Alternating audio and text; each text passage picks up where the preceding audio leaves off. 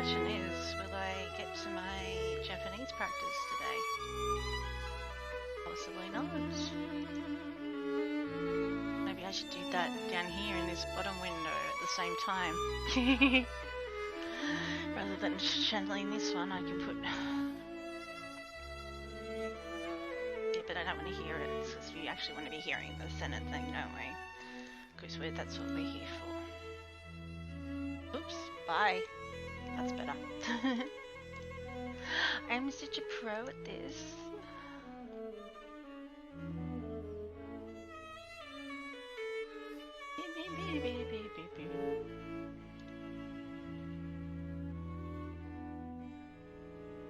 Ooh, I got a delivery. It's a Christmas present, birthday present. Go see what it is.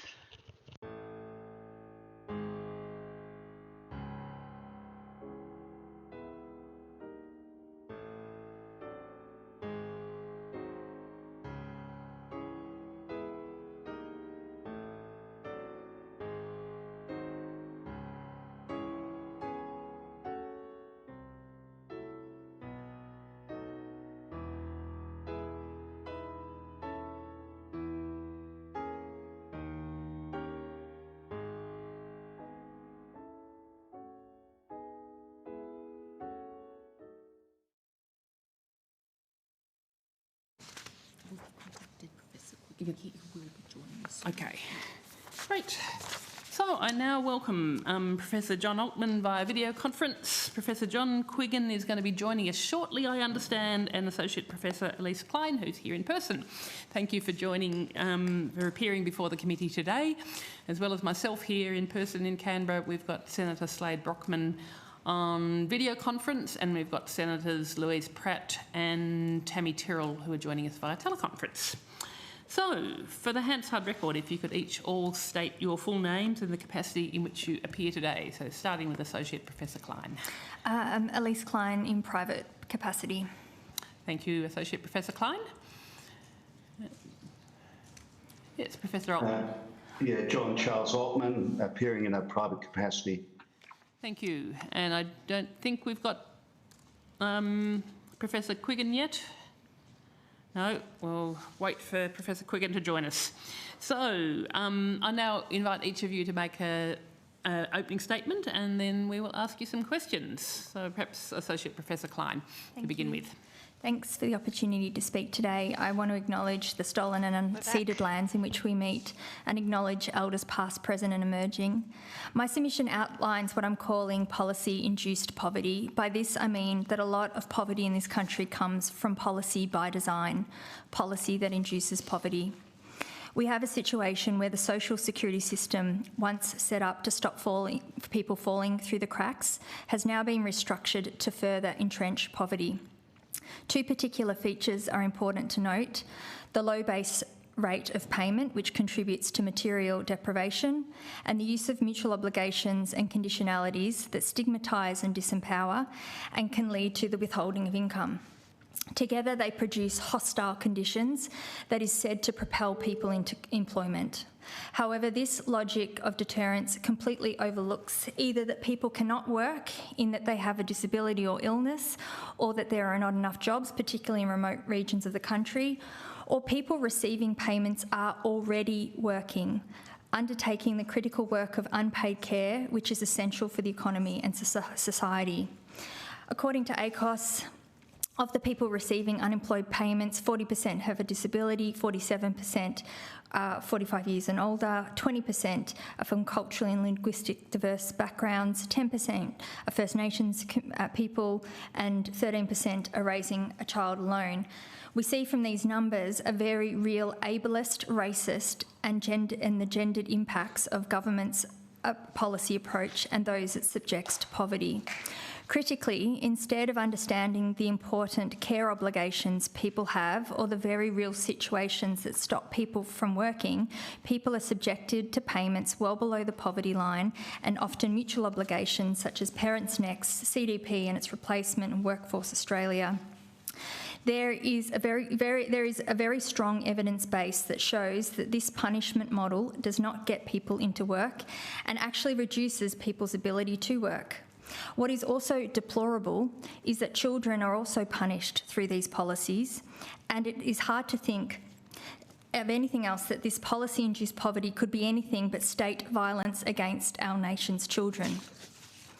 However, in the first 6 months of the COVID-19 lockdowns in 2020, the government increased social security payments through the coronavirus supplement and suspended most mutual obligations for many people, but not everyone. And this made a huge impact on poverty rates and people's lives. It was a major natural experiment in poverty reduction in Australia. Colleagues found that individuals receiving JobSeeker had the largest reduction in household poverty in this time, with poverty rates falling from 67% to 7%. Our research asked about the impacts of these measures, and their responses were overwhelmingly positive. People didn't have to ration medicine and food. People could afford to pay bills. People felt that they got their dignity back. People were able to undertake the important work of care without stigma, and people were able to plan for their futures, including prepare and work to get back into the workforce. From this research, we see very real steps forward to addressing poverty, at the very least, raising the rate and getting rid of mutual obligations. Thank you. Thanks, Associate Professor Klein. Have we got Professor Quiggin? Have you joined us? I have, yes. Great, thanks, Professor Quiggin. Would you like to, for the Hansard record, state your name and the capacity in which you're appearing today? My name is John Quiggin. I'm a professor at the University of Queensland, but I'm in a private capacity. Thank you. So we've just had an opening statement from Associate Professor Klein. I'll now go to Professor Altman, and then we'll come to you for an opening statement. So, Professor Altman. Thank you very much, Senator Rice. I thank the committee for the invitation to appear today, especially as I did not manage to make a formal submission, although I'd be happy to follow up with something if required or requested.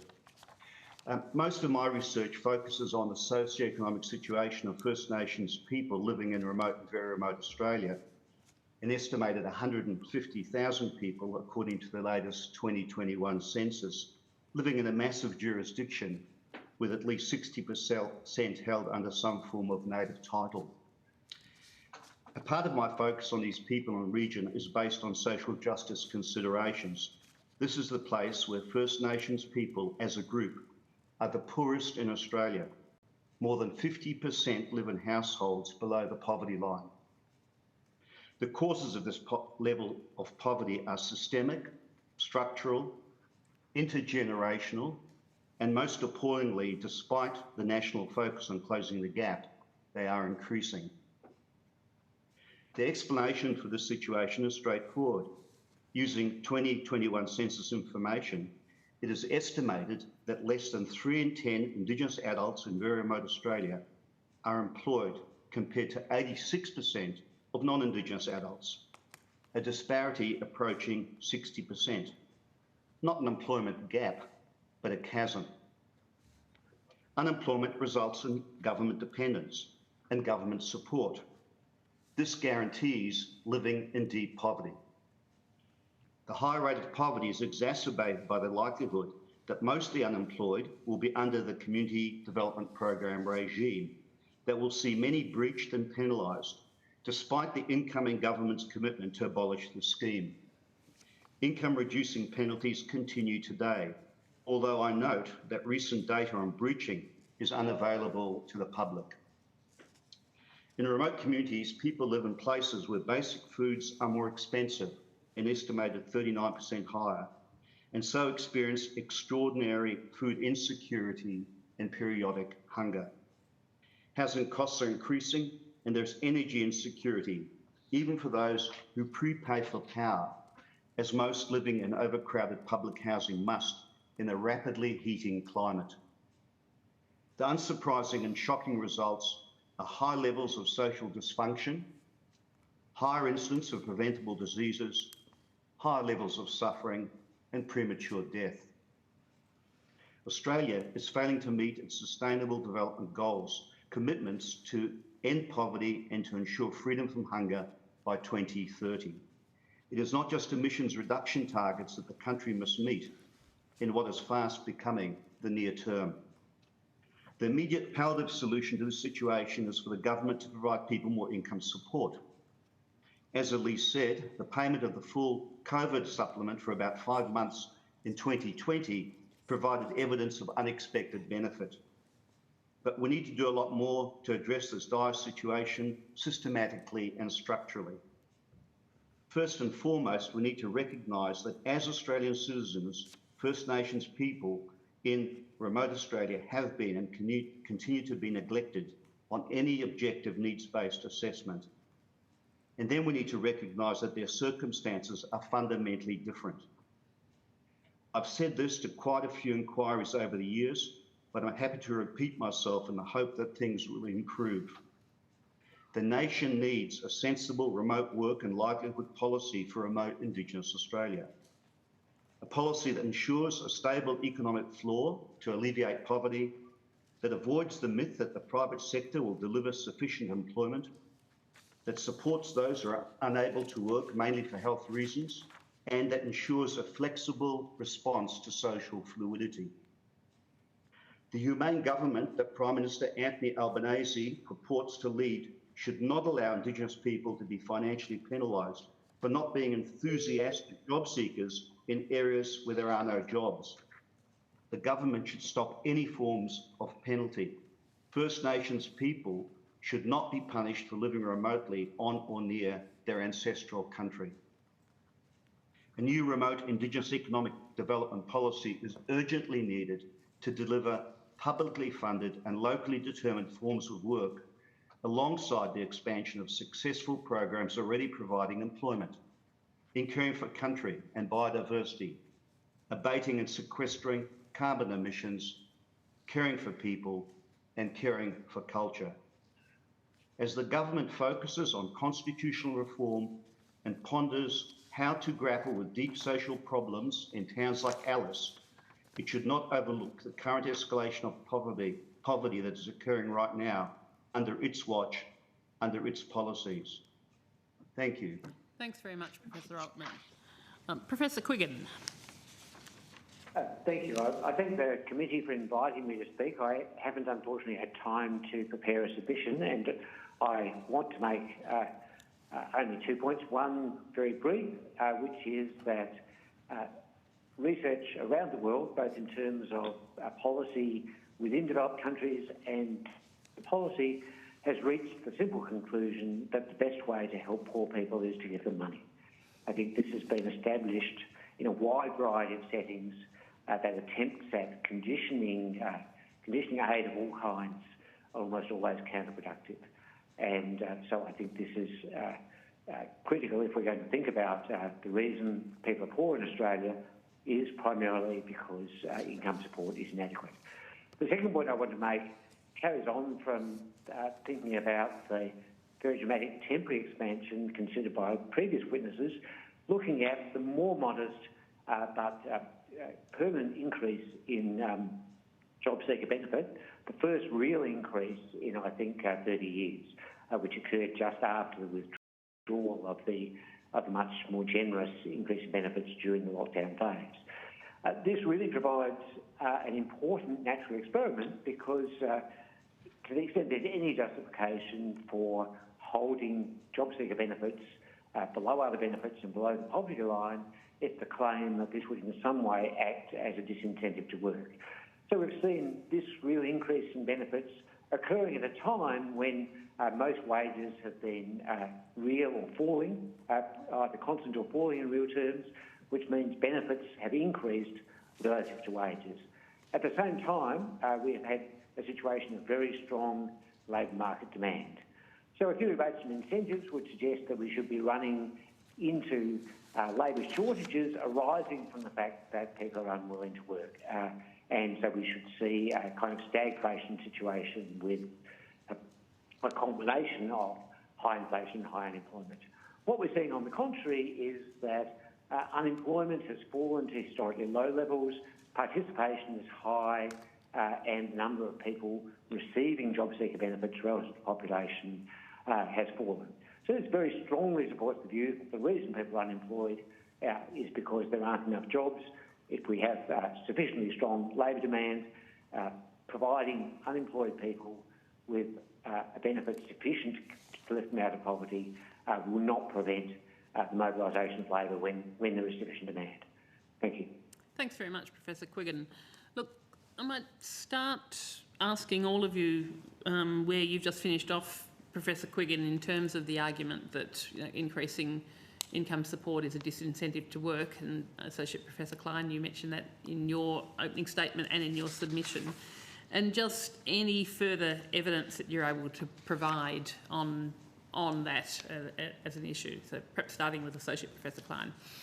In our research that we did during the COVID supplement, so we were asking people about what the positive and negative impacts were for the increase in payments, the supplement, but also what it meant to have their time back when mutual obligations were suspended.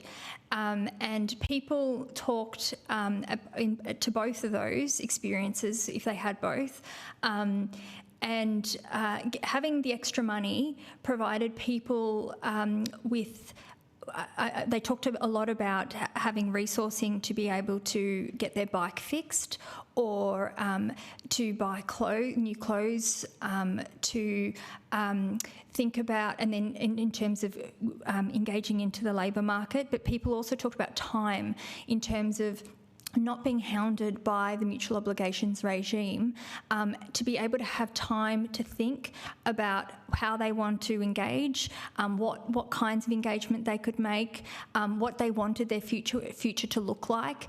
I think that's, material deprivation I think is really important to talk about here, but so is the sort of time poverty, but also the ways in which the emotional and psychological impacts of the current regime, where we have, people made to feel less than human. And so that experience through the suspension of mutual obligations and the increase in payment made people feel like they were human again, that they could engage in society again.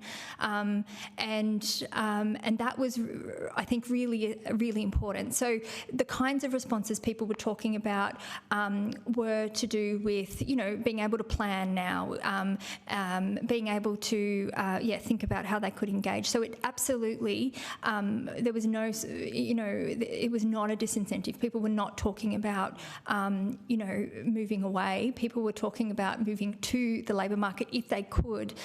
The other part of the research that our research was about the extraordinary work, unpaid work, that people receiving social security were doing, and then having the supplement and some extra time without having to do mutual obligations, being able to do that work, a bit more in a bit more of a dignified way, and not having to worry about, where money's going to come from for their children.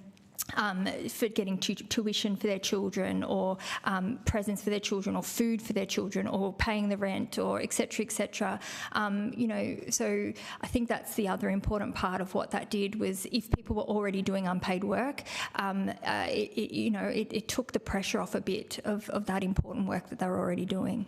Thanks, Associate Professor Klein. Professor Quiggin, would you like to comment? I'll submit to the committee some international work which I think supports the conclusion that the disincentive effects of unemployment benefits have been significantly overstated. I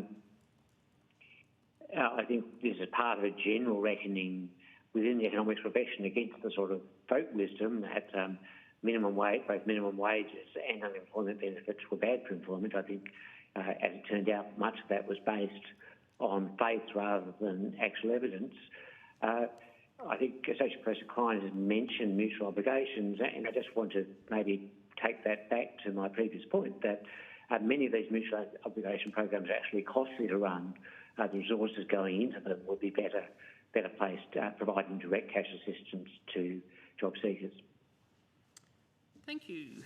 I'll come back to some of the issues there, but I just wanted to ask an opening question for Professor Altman. And you mentioned in your opening statement about the need to sort of have what did you say, a stable economic floor for First Nations communities, and the need for, you know, a relevant economic development strategy. Could you talk us through a bit more about what that would look like in your view? Yeah, thank you, Senator Rice. Yeah, look, just back to the previous point, you know, obviously what we saw during the payment of the COVID supplement was that people were actually in better shape because they had more income, and so they were actually able to participate far more actively in a whole range of economic activities, but they weren't necessarily mainstream jobs that weren't available. They were often jobs in the non-market or informal economy. So what I guess I see in remote Australia, and I am, you know, deeply influenced by you know, historic research I've done on the Community Development Employment Projects scheme, which saw people being given a basic income, often without activity testing or income testing. And what that stable economic floor did was allow some people to participate in productive activity outside the mainstream labour market, but it also allowed people to, if you like, use that stable economic floor to work extra hours and find a flexible means of working in a whole range of you know, commercial, social and community-based activities. I think what we're seeing now, though, is somewhat different, because we have got these programs like the Working on Country program, like people working on Indigenous carbon projects and people working in Indigenous protected areas, and of course in the arts industry and the tourism sector. So there is, you know, people are participating in work, but there's never enough funding for everybody. So I think that there is a demand for extra jobs in those sectors, which I have to say are going to become crucially important if Australia is going to decarbonise by 2050, and if Australia is going to you know, meet its commitments to biodiversity conservation that it made as recently as December last year at COP15. You know, commitments to expand the conservation estate, mainly on Aboriginal lands, and to meet you know, biodiversity goals to ensure that we don't continue to lose species. So I think that you know, we have this view and the reality that only 3 in 10 Indigenous adults in remote Australia are working, but if we provided more support for important work on a flexible basis, I think we could very readily increase that amount of time, and we really need to seriously consider the co-benefits that are generated through people being actively engaged. Those co-benefits can be economic in the non-market, for example, through self-provisioning, but obviously also there in the provision of, you know, educational services to young people, cultural reproduction, the reproduction of language, Indigenous knowledge, and so on. All you know, factors that are going to be very important if Australia is going to fundamentally change the shape of its economy from fossil fuel dependence to renewables. Can I get you to respond to a criticism or a contention that some people make, and I don't, but some people do, that if you increase the rate of income support in First Nations communities, that you'll just get more of the impact of the disincentive to work and disincentive to take part in any of the sort of activities that you were talking about. Well, again, I think that the historical evidence that we have shows that people, for instance, who historically were working on the Community Development Employment Project scheme, you know, I say that in full to distinguish it from the Community Development Program, the current program, but the older program. When jobs arrived, for example, in Caring for Country, it was the people who were on CDP and were already earning more than what we now call job search allowance, who transitioned to what is in fact mainstream work. So I just don't think that there's any evidence that if incomes increase, like they did, for example, for people on CDEP compared to being on welfare, when a job came along, they didn't take it up. So I don't know if that helps to answer that. I understand that the skeptics who say that, but really behind that skepticism, I think, is a somewhat, racist, discriminatory view that Indigenous people are jobs shirkers, and I just think that there's no evidence to support that. When you say you take the historical perspective and sort of on the experience of the community development projects plan, whatever, program. Employment project scheme. Project scheme. Do you have some analysis that you're drawing upon that you could give to the committee that sort of outlines that? I certainly do, and I'd be very happy to provide some exhibits, published exhibits, and I should say peer-reviewed published exhibits to the committee. Okay, thank you. I'd like to get the view of all three of you on mutual obligations and the benefits and disbenefits of our current scheme of requiring mutual obligations for people who are on job seeker. I know you've all got some fairly strong views, so. Associate Professor Klein, would you like to start? I mean, maybe I can just start by saying I think one of the major flaws of that ideology is that it assumes that people are not working, and people are. And although a lot of the work is unpaid work, so particularly I've done some work with some research with women who have been put on Parents Next, and that is, an obvious example. The women that I interviewed are working 18 to 24 hours a day, but it's unpaid care labour, and then they are sort of put into these conditionality programs that takes up more of their precious time. A lot of these women are already skilled and have taken and have needed to take time out to look after their children. That is important economic work, which often gets overlooked, which has been, an argument long made by feminists. I think, John's work in working with First Nations communities also shows, communities that are passed off as, high unemployment areas, et cetera, huge amounts of important work has been undertaken in those communities. My own work, currently I'm working with various First Nations women's groups around the country, also documenting the extraordinary care labour that these women are doing in, communities that often get passed off as high unemployment rate areas, huge amounts of unpaid care work, literally holding the community together in the face of, extraordinary challenges around, intergenerational trauma caused by colonisation, poverty, and these women are filling the gaps of failures of policy over the years. So, I mean, there's more to say about mutual obligations, but I think that is a fundamental point where policy gets it wrong, and the whole sort of discourse around, the deserving, undeserving, the way in which, these ideas of the dole bludger and these kinds of very derogatory ideas that have been weaponised against folks receiving social security have hidden the reality that people receiving social security are doing huge amounts of work, and that's got important social and economic benefits, but yet it gets completely overlooked and people are politicised.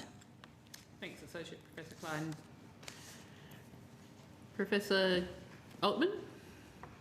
Thank you, Senator Rice.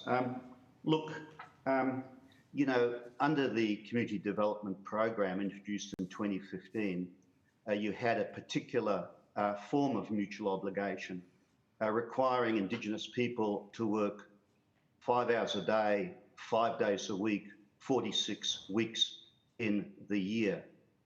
There is no Australian government that would be brave enough to put that sort of mutual obligation requirement on non-Indigenous people living in non-remote Australia. This was a particularly harsh regime.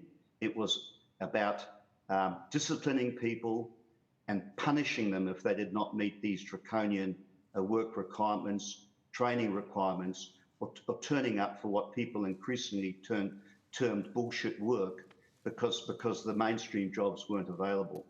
The impact of this made people poorer because they were breached and penalised. It made people angrier.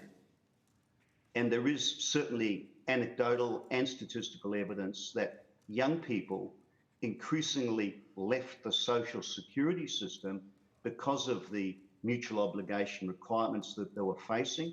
And what all this did was further impoverish their families. So really what this was, perhaps it was meant to be a virtuous cycle that got people into work, but the fact is that the work wasn't there, and so it became a vicious cycle that just penalised people. And that cycle obviously has altered after the COVID supplement period. Now the mutual obligation requirements are far less draconian. There is no requirement to work for the dole 5 hours a day, 5 days a week. But nevertheless, there are still mutual obligation requirements that require people to have job plans, to work, turn up to offices. And often, again, in extremely remote and difficult circumstances where, I've just been in Darwin last week and it didn't stop raining all week. Finding your way to the Centrelink office in a remote community, if you're living, for example, in the outstation or homeland, would be enormously difficult. But we have, robo-debt-like machinery that will automatically cancel people's income support and basically leave them with no income until they turned up to the Centrelink office perhaps several weeks later and got reinstated onto income support. Thanks, Professor Otwood. Professor Quiggin, would you like to comment on mutual obligations? Thank you, Senator Rice. It's important to remember that when this term first entered the policy lexicon, it was the time of the Working Nation report under the Keating government in the early 1990s, and the obligations were quite different. The government was making its last commitment to full employment, and the obligation was that essentially if the government could provide you with a job, you're obliged to take it. Now that, of course, fell on a heap when it became apparent for the last 20 years that the number of jobs falls far short of the number of job seekers. So instead, mutual obligation has become, in essence, a performance of a hypothetical willingness to take a job when there are no actual jobs. But we're now uniquely in many decades in a situation where, for a great majority of workers, we could potentially find jobs if we had an efficiently working job matching system. And in my view, that's the context in which we should consider mutual obligation, that having reached the point where there are labour shortages in many areas, we should be able to say to people, here is a job. If you haven't got the training you need for this job, here's the training. Go ahead and take it. And the obligation should be that people should take part in actual employment as opposed to jumping through hoops to demonstrate that they would be willing to take a job if they were. Thank you. Associate Professor Klein, thank you for your comments about the importance of unpaid work. What would our income support system look like if it took account of the importance of unpaid work as it should, in your view? I mean, I think at the very least the mutual obligations have to go completely. And of course, payments have to be raised because a lot of the unpaid work, but not all of it, is care work, and a lot of that is care of children. And I think that is, I think it's like 1 in 6 children in this country live in poverty. That is it is a deplorable situation, and it's needless. And these young people, their futures are, have been rendered precarious by state policy, government policy, and I think that is absolutely not okay. So I think the mutual obligations have to go.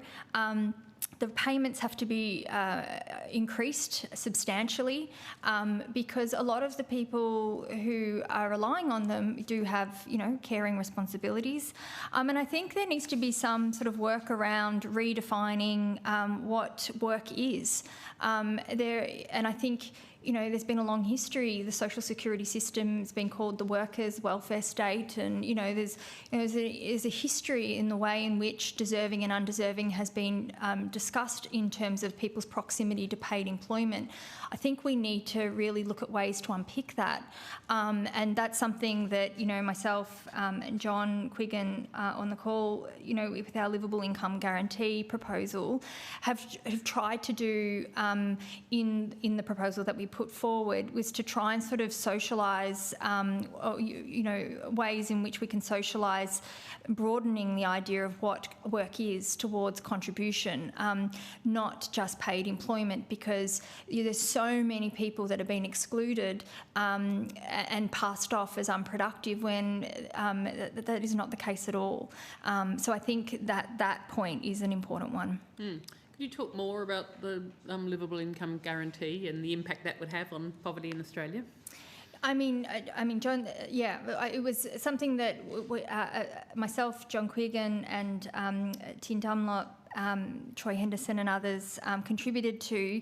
But basically it was a proposal, in trying to sort of take the current settings of the social security system and moving people into a more sort of a place that was less, it's more supportive. And so basically for the cost of stage 3 tax cuts, that the proposal looks at ways in which everybody's rate could be raised at the age pension rate, which I personally think is possibly a bit low, but we were trying to think of ways in which that it wouldn't take that much to move from where we are to something a bit better with the amount that the government's spending on stage 3 tax cuts.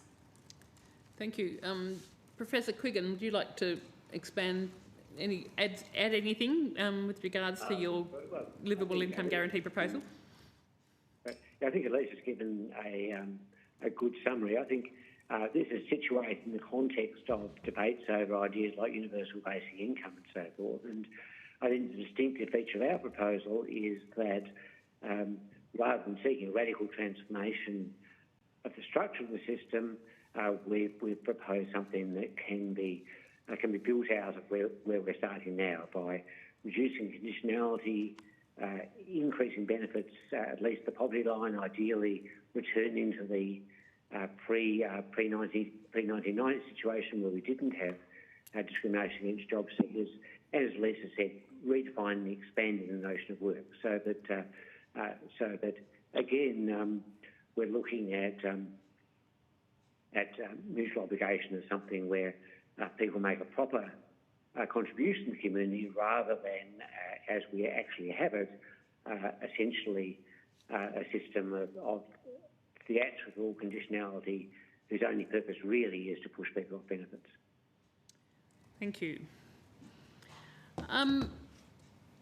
Professor Altman, you talked quite a bit about the problems in terms of a good quality of life in First Nations communities at the moment.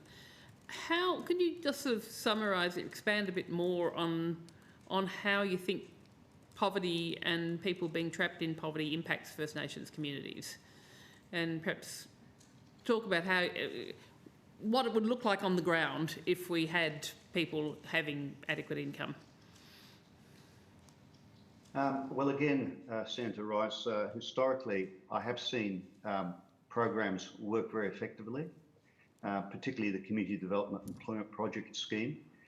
So again, just following on, I guess, from what Elise and John were saying, I have seen the CDP scheme work in part as a UBI, as a universal basic income, that has been provided to people particularly in the remotest communities where there is no labour market, as a guaranteed minimum income but without any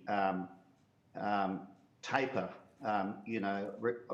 on their income. So it was basically an unconditional income, and people could then earn additional income from either work for money, for example, in the production of art, or in participating in other forms of part-time work, or they could participate in other forms of work that were outside the labour market, but nevertheless generated, imputed income for people, particularly in the form of food.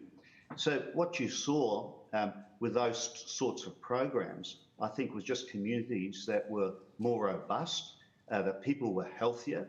I think some of the, just shocking, health outcomes that we've seen over the last 15 years or so, particularly in relation to people experiencing social trauma, and the escalating suicide rates and escalating rates of criminality are often linked to the fact that people not only don't have, income and work, and so some of that criminality is just down to the fact that people are hungry and are breaking and entering. In places like Alice Springs, but also in remote communities, there's enormous issues around security, around young people who are just not getting enough to eat. So how can we tolerate in Australia, people basically living in such deep poverty that their health is being affected?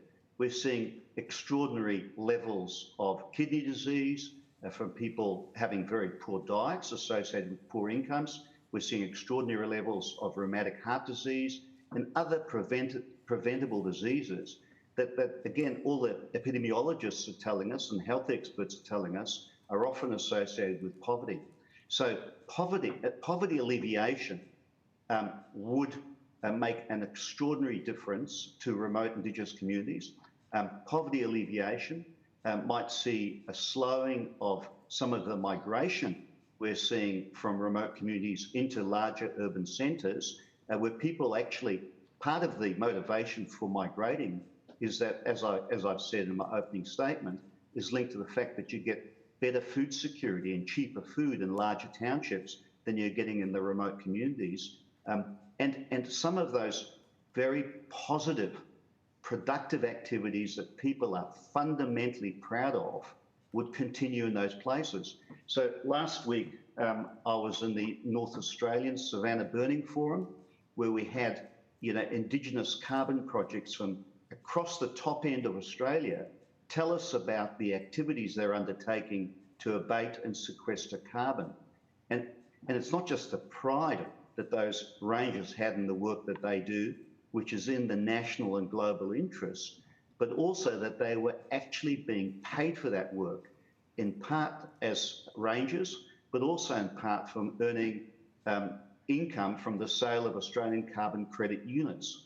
So you can open possibilities for income generation, for very productive activities in remote Australia through the improvement of basic income support.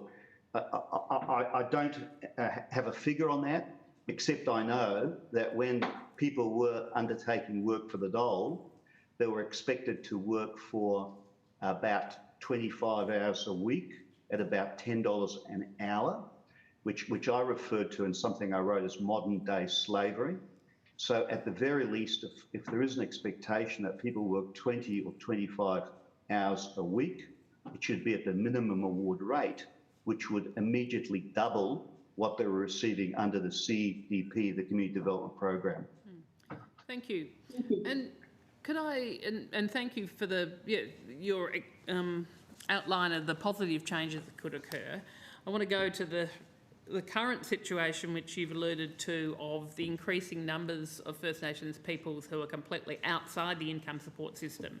And just, could you expand on how much of a problem that is? Well, I think it's a problem that is extraordinarily difficult to document, because we're much better at having statistics on people who register with Centrelink for support than people who fall outside the safety net. But if I can just give you a couple of anecdotal examples. Last week when I was in Darwin, I visited some households where people had moved into Darwin for medical reasons. Basically, the people at these households were all receiving dialysis treatment at Darwin hospitals twice a week. Now, but in doing that, these people, and at least two of them who I know, are basically on dialysis until they pass away.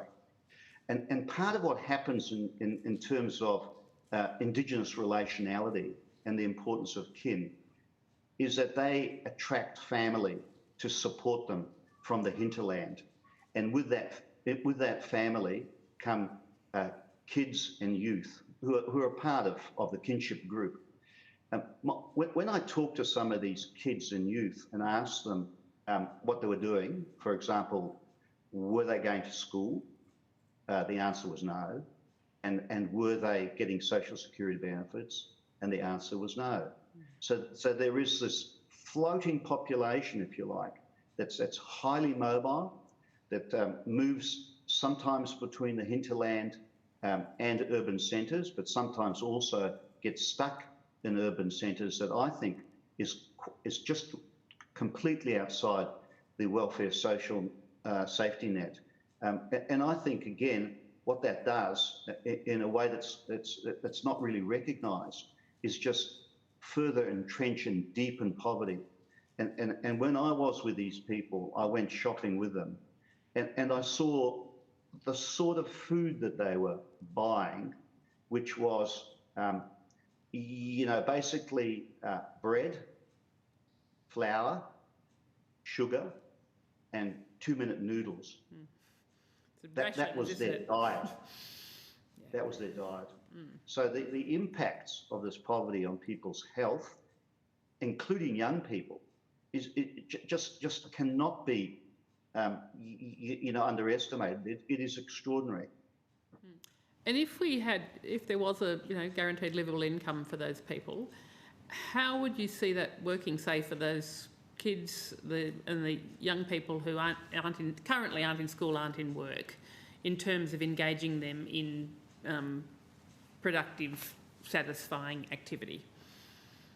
Well, I think what you would do, again, and it's something that we are increasingly talking about at the moment, is you would co-design programs with community-based organisations. And in the case of those remote communities, what used to happen with the Community Development Employment Project scheme is that communities were given a lump sum that was equivalent to the welfare support that the unemployed should receive. So I think that there is an enormous opportunity, at the very least, to pilot or trial the payment of lump sum amounts to remote Indigenous communities, calculated perhaps on, how many full-time equivalent jobs they are in that community, minus the number of adults and younger people who are of working age. Pay that amount to the community-based organisation and let them then decide how to distribute that money, be it for work or be it to support people, particularly if, it's those community organisations who will know who's in community and who's out of community, and they will have the networks to decide how to distribute that income and ensure that people have what John and Elise refer to as just as a livable wage for living. Thank you, Professor Altman. I've got some questions from Senator Pratt.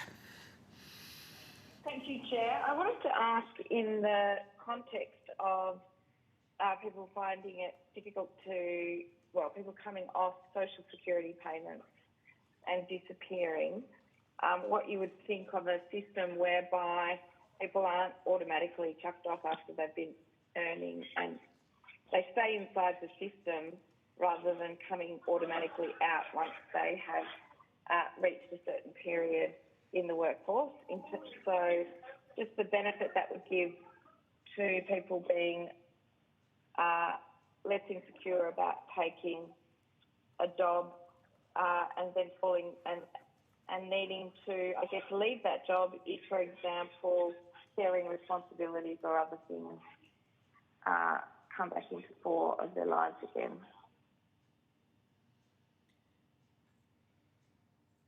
I'm not sure if that question is to me. Yes, Senator Pratt, would you like everyone to respond to that? Or?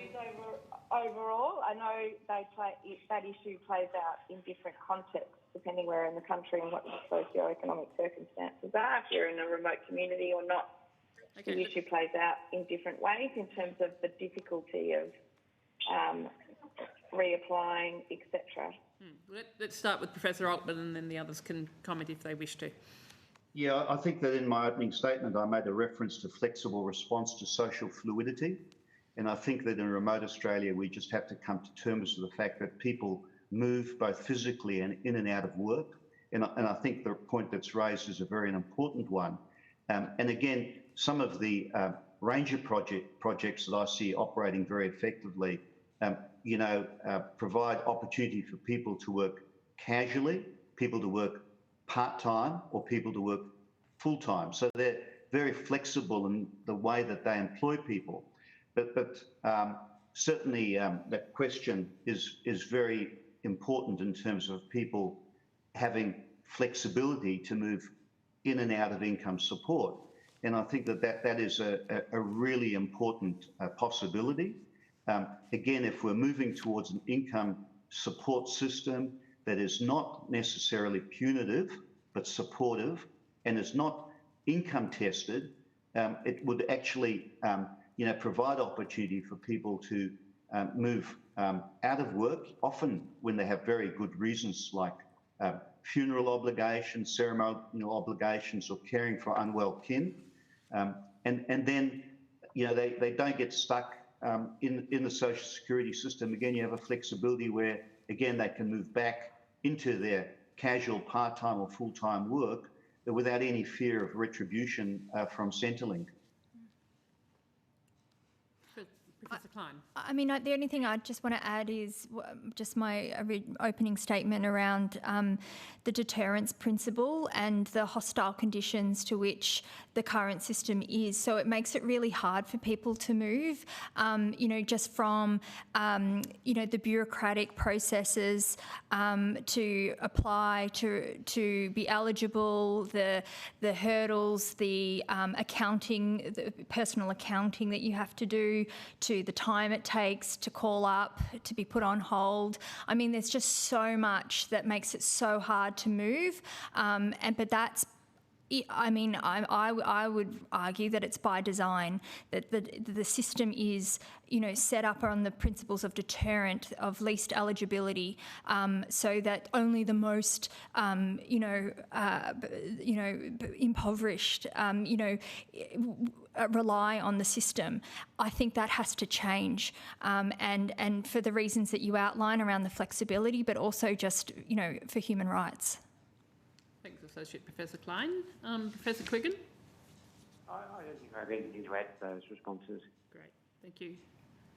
Thank you. Can I also ask, in one of the feedbacks that I received from the increased income during COVID, and I absolutely recognise all the benefits that came with that, and I think it can probably be dealt with in the context of the income earning threshold, but in many parts around Western Australia, it was reported to me that people dropped out of their part-time jobs because essentially they have the equivalent of the minimum wage, which would have traditionally excluded you from any income support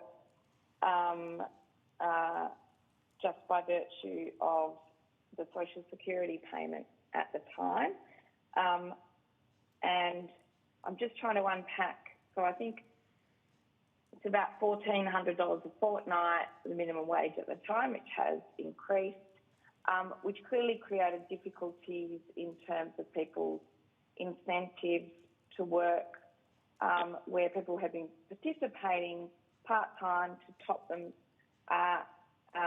use and on social security, and participating to get an income below the minimum wage still, but once the Social Security went up for that period of time, there was no incentive to work. Now, I'm not discounting that the payments need to go up, but I just want to unpack that question of income threshold with you. Thank you. If I could just make a comment there, Senator Rice. I think there was a lot going on when people had that sudden shock of getting double their welfare income and having no conditionality. You know, those things happened in April of 2020 quite suddenly. And so I think we've got to bear in mind that there are a lot of other things happening. There was a lot of fear around COVID, and a lot of people actually were fearful both of living in overcrowded conditions and of being in workplaces with other people. So I think what we saw happen was that a lot of people, I think... Yeah, I didn't get a chance to contextualise my question, but we still, as you are doing, need to work out how to go through and refute those issues and then actually look at how we might resolve them if they do continue to come up. Yeah, well, I just think it was a very complex set of circumstances, and yes, the evidence was that there was actually a labour shortage in a number of remote communities because of the payment of the COVID supplement. But what happened was that people basically dispersed where they could to the hinterland, particularly because, again, it was, in the top end at least, the dry season, and people could actually go to remote communities and live, in a more dispersed manner. And there are, again, some health experts that say this might have been a partial expander for the low incidence of COVID in remote communities. How do we document that in order to discount those issues when they come up in any future context of an increase to income support? I mean, clearly we do need to look at the amount of money you can earn. What emphasis would you put on that? Could I come in quickly and just make the point, which I did make in my statement, that for the non-Indigenous community, we have seen post-lockdown an increase in the rate of the unemployment benefit relative to the minimum wage and even more relative to other wages.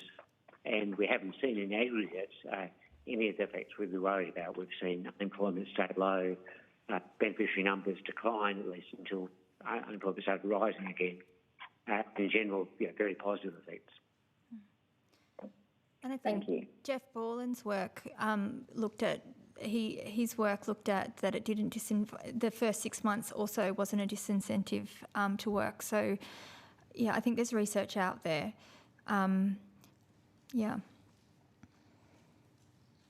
If you wouldn't mind sending that through, that would be terrific. That's fine. Thank you, Chair. Thanks, Senator Pratt. And thank you all for your contributions today. If any extra information or questions you've taken on notice, including that, if you could get that information to the committee by the close of business on the 17th of March, that would be much appreciated. And we're going to be reporting to the Senate on the 31st of October, so a bit of time yet to be gathering more information and evidence. So thank you all very much. Thank you. Thank you. So I now welcome Mr. Mark Gaetani from St Vincent de Paul, who's joining us. Unfortunately, the Brotherhood of St Lawrence aren't able to join us. So, Mr. Gaetani, would you like to state your name and the capacity in which you're appearing today for the Hansard record? Yes, good afternoon. So my name is Mark Gaetani. I'm the National President-elect for St Vincent de Paul Society here in Australia, and I formally take on that role this coming Sunday. Great, thank you very much. We've got myself, Senator Rice, in person here in the room in Canberra. We've got video conference. We've got Senator Pratt and Senator Brockman. And we've got Senator Pratt on teleconference and Senator Brockman on video conference. So look, would you like to make a short opening statement and then we'll ask you some questions? Yes, I'd love to. Thank you. Firstly, I would like to start by paying my respects to the Kanamaluka people on whose land I am on today, and I'm actually in Launceston, Tasmania. I thank the committee for this opportunity to appear today. The Society is a lay Catholic organisation of around 45,000 members, and we've been helping Australians since 1854. The Society's governing documents all have a common theme: to alleviate poverty in our community.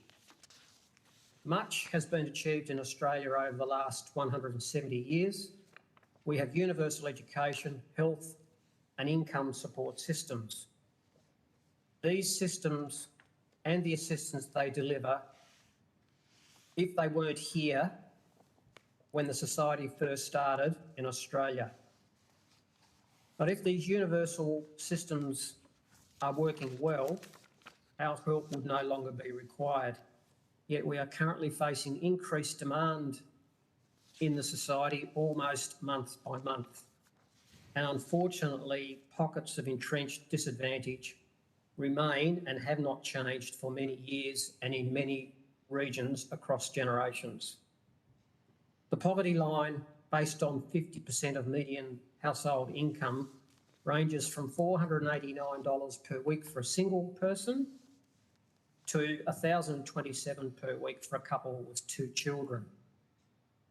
Around 1 in 8 people, or 13.4%, including 1 in 6 children, live below the poverty line after taking account of housing costs. This translates to 3,319,000 Australians, which includes 761,000 children. So how do we fix it? Of those we help, that is St Vincent de Paul Society, most are aged between 30 to 70 years, in fact around 70%. Females are overrepresented, around 60%. Most are renters, 70%, and around 1/5 are homeless. Around 1/3 are single parent families, but many also live alone. Many are seeking our help multiple times a year, on top of seeking assistance from other charities. Most are on income support. In fact, 90% of those that we assist are on income support. Around 1/3 live with a disability, and more people are seeking help from the Society for the first time ever, and that's around 20%. People living in poverty are vulnerable and suffer the most during difficult times. They have access to limited resources and networks to call upon. Most income support recipients are on JobSeeker, disability support pension, and single parenting payment. These payments are clearly below the poverty line, and such government assistance does not meet the basic costs of living. The disproportionate impact of poverty on women, children, First Nations people, and people living with a disability is a national disgrace. It is especially dire for people seeking asylum, awaiting a refugee status determination, as they have limited access to any government support. So to us, the solution is simple. Lifting people out of poverty means helping them find work or giving them the right to work. But people can't be expected to find work if they're wondering where they'll be sleeping at night. And the work itself must be safe and secure, with fair pay and conditions. For those who can't find work, they must be able to access adequate income support. It must be sufficient to cover food, medical expenses, energy, utility expenses, education, training and transport costs. And given the negative long-term impact that living in poverty has on the wellbeing of children, we urge the government to commit to halving child poverty by 2030. This goal needs to be more than a stated aspiration. We can help make it a reality through partnering with the government. So how do we pay for this? We, St Vincent de Paul Society, commissioned the ANU to model reforms to the tax and welfare system last year, and this report is available on our website. ANU is currently updating the report, and we will make it available to the committee when it is finalised, which we anticipate within the next 2 weeks. The updated paper outlines 3 options. They are paid by reducing the capital gains tax discount, restructuring the superannuation tax system, and indexing income thresholds against income growth. We also are advocating for the proposed stage 3 tax cuts to be dropped, and the tax-free threshold should be increased from $18,000 to $24,000 so that lower income people can claw back some bracket creep. This would cover increases to the Commonwealth Rent Assistance, which we're calling for, Job Seeker, Youth Allowance, Disability Support Pension, Carers Payments, and Family Payments. Currently, 86% of job recipients, 13% of children, and 34% of single parents are living in poverty after housing costs.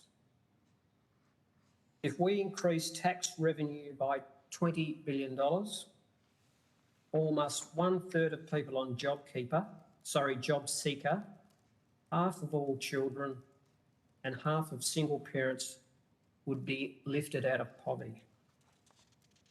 This equates to lifting around 860,000 people out of poverty, which includes 260,000 children. The result would be that the majority of low and middle income households will be either better or no worse off. Only around 21% of high income households of the top 20% would be worse off by no more than $3,000 per year.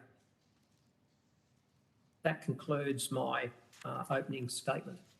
Thank you, Mr Gaetani, and thank you for the St Vincent de Paul submission as well, and thank you for all of your work advocating and working with people who are living in poverty.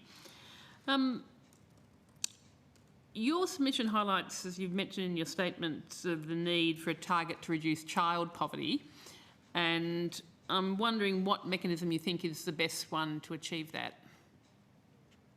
The best mechanism would be, in the view of St Vincent de Paul, would be to increase the supply of social and affordable housing, and also increasing the benefits that the families or individuals that are responsible for those children, those benefits are increased in line with reducing or increasing the tax revenue of $20 billion that's ultimately made available through families and single income families to those children. Thank you. You also talk, I mean, obviously the cost of housing is a huge thing, and the cost of housing is, you know, the skyrocketing cost of housing. I'm interested in your thoughts on, you said we need to increase the supply of social and community housing. You're calling for a increase in Commonwealth Rent Assistance, but you also note in your submission that CRA has become a necessary supplement that hides the inadequacy of Job Seeker. Could you expand on that? Sorry, I missed that question, the tail end of that question. Just that Commonwealth rent assistance, you make the point in your submission, hides the inadequacy of job seeker. I'm just wondering if you could expand on that.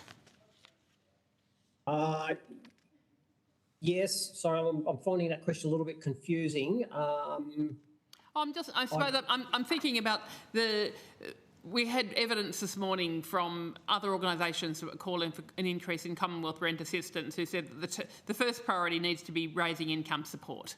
And so just interested in your thoughts in the connection between raising income support and Commonwealth rent assistance.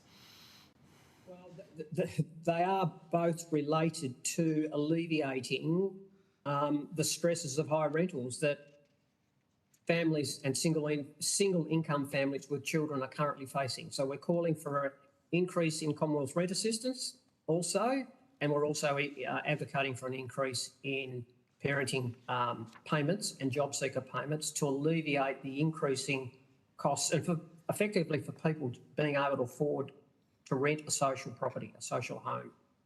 So we're calling for increases in both those payments. Right, okay.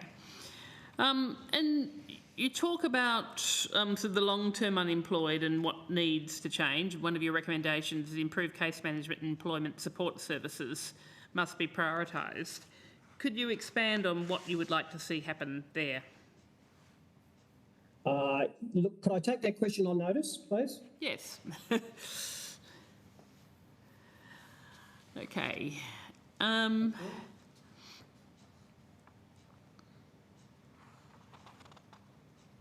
Yeah, look, and thank you for your thank you for the work and the research you've done in terms of how we can pay for these increased costs, and noting your position that the stage 3 tax cuts should be rescinded. Overall, do you have a view of sort of what the cost to the country is of the number of people living in poverty at the moment? No, look, I wouldn't. I don't have those figures readily available, Senator. I'd have to once again take those on notice. Okay. Look, I'm not sure whether any of my other senators have got any questions. But otherwise, look, thank you very much, and thank you for your submission. And yes, if there is further information, you could get back to us. If you could absolutely, I'll get back to you on that question that I've taken notice on.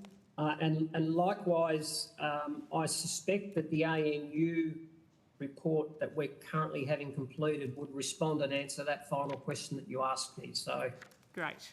Thank you. Yeah.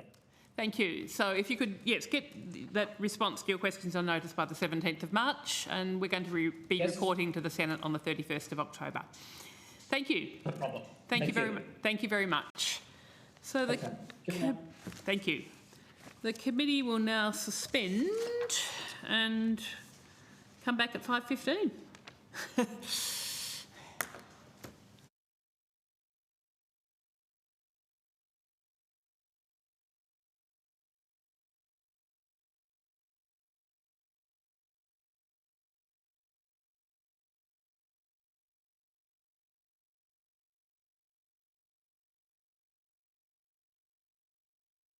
You know what? I'm going to do my Japanese practice because,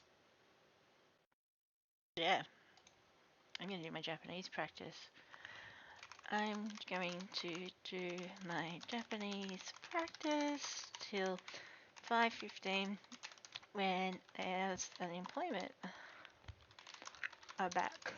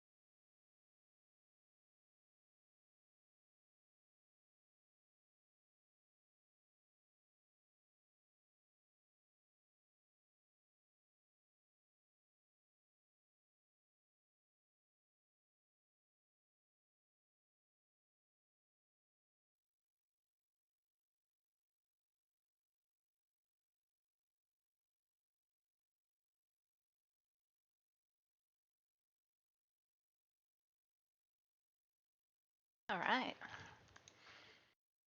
Sorry if any of you are actually here for this. Yay, let's do some Japanese practice. Oh, 28. I don't want to be in the motion zone. Popcorn, because we're popcorning all day.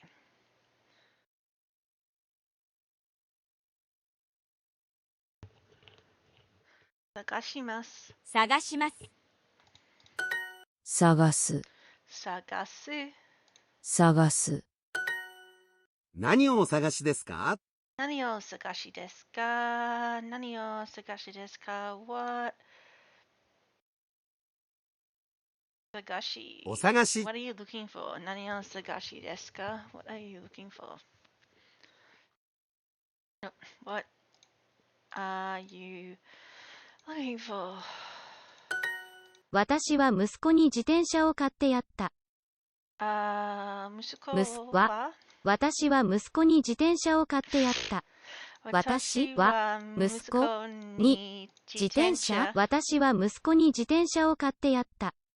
買ってやった。買ってやった。I bought a bicycle for my musuko, my son. 私は息子に自転車を買ってやった。田中先生のご主人は手伝ってくれました。田中先生のご主人は手伝ってくれました。Professor Tanaka'sご主人husband? ご主人 Husband 手伝ってくれました。helped me 手伝ってくれました。田中先生のご主人は手伝ってくれました。何を探していますか？何を探していますか？何を探していますか？ What are you looking for? 何を探していました？言いました。何を探していました。兄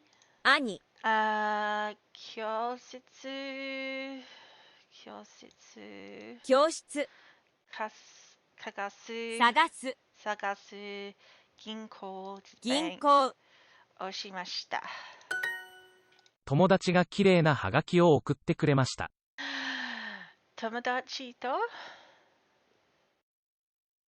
友達がきれいなハガキを送ってくれました。がきれいな友達がきれいなハガキを送ってくれました。ハガキを友達がきれいなハガキを送ってくれました。送ってくれました。My friend sent me a pretty Hi Mr. Zombie, how you doing? Welcome.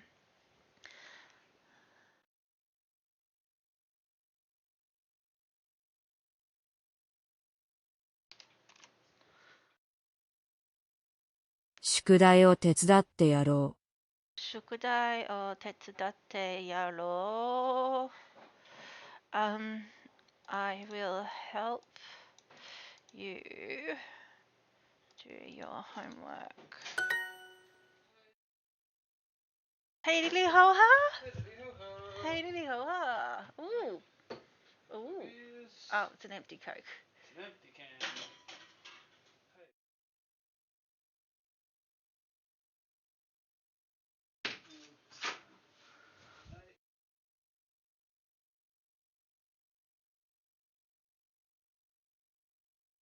牛乳を買ってくれてありがとう。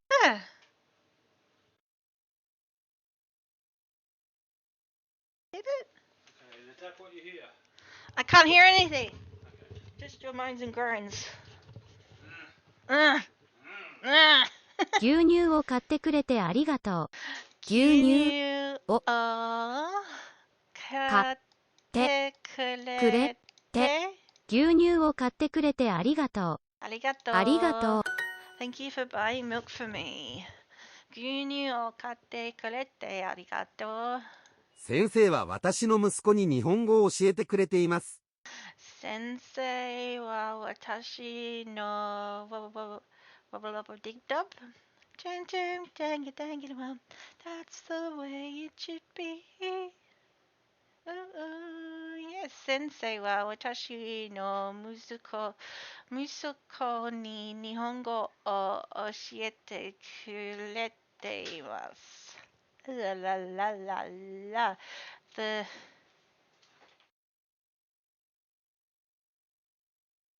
teacher is teaching my son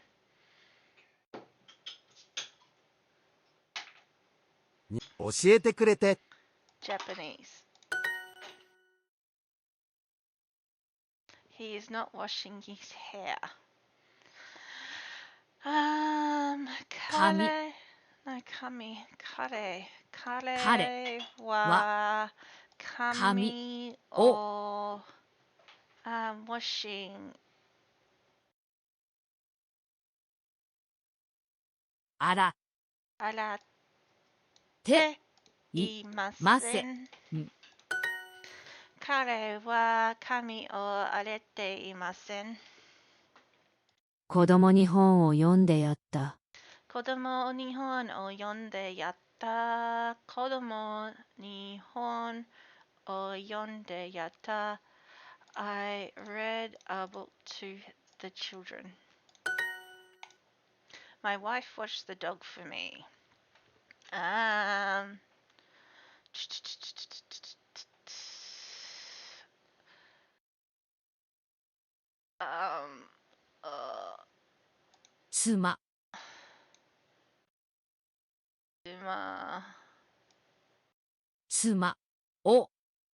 妻は犬を洗ってくれました。Yes, my wife washed the dog for me. 妻は犬を洗ってくれました。Thank you for helping me. 手伝ってくれてください。ありがとう。手伝ってくれてありがとう。I am looking for a birthday present for my wife.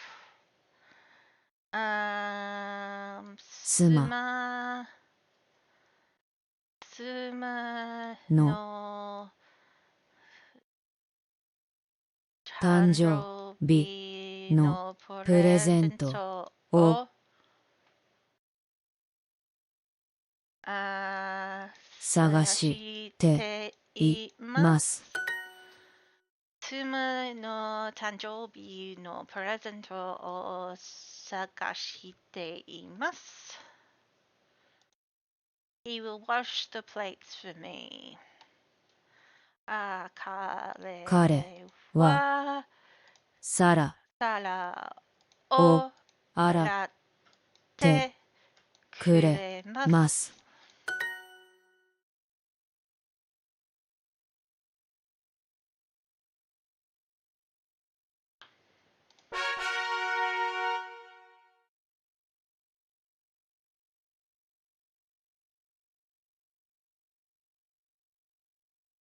必要。母に本を読んでもらいました。母に本を読んでもらいました。2本で母に本を読んでもらい読んでもらいました。I had my mother read books to me. 母に本を読んでもらいました。この言葉の発音はすごく難しい。この言葉の発音はすごく難しい。This kotoba word's pronunciation is very difficult. 母に毎朝起こしてもらいます。母に毎朝起こしてもらいます。母に毎朝母に毎朝起こしてもらいます。起こしてもらいます。I'm woken up by my mother every morning. 母に毎朝起こしてもらいます。姉はお茶が好きだけど、私はコーヒーが好きだ。姉はお茶が好きだけど、私はコーヒーが好きだ。Yep. My sister likes green tea, but I like coffee. My sister likes green tea, but I like coffee. 荷物を届けてもらいました。荷物を届けてもらいました。届けてもらいました。I had my baggage delivered. 荷物を届けてもらいました。水が欲しいんだけど。水が欲しいんだけど、I would like some water. This word's pronunciation is very difficult. この言葉のpronunciation 発音はいくら難しいです。難しいです。彼の授業はすごく面白いですね。彼の授業はすごく面白いですね。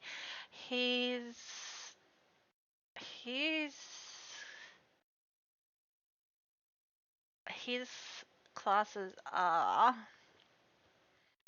very interesting.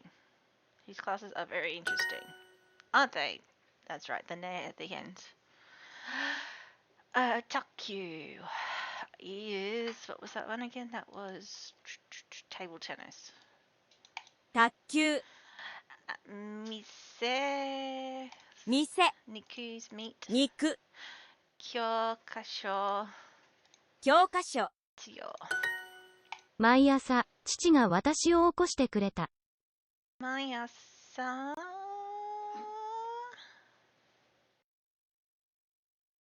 毎朝毎朝、父が私を起こしてくれた。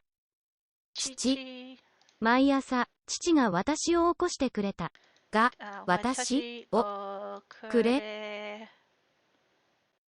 毎朝、父が私を起こしてくれた。起こしてくれた。Every morning my dad woke me up.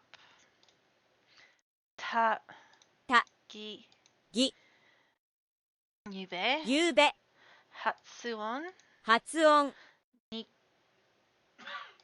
にぎやか。明日の朝7時に起こしてください。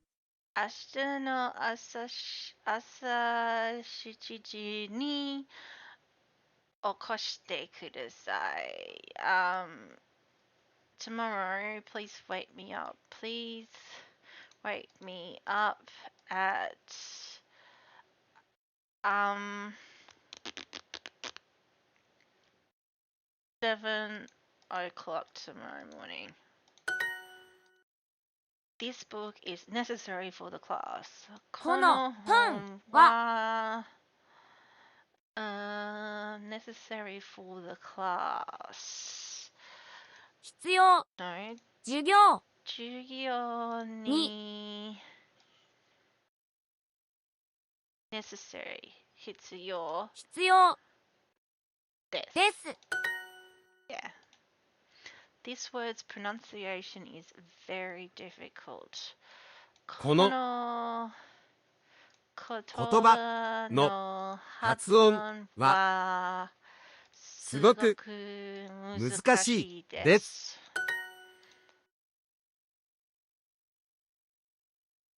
There is no need to go to a dentist. So that's good. 歯医者歯医者に行く No need. Oh, okay. 行く必要必要行く必要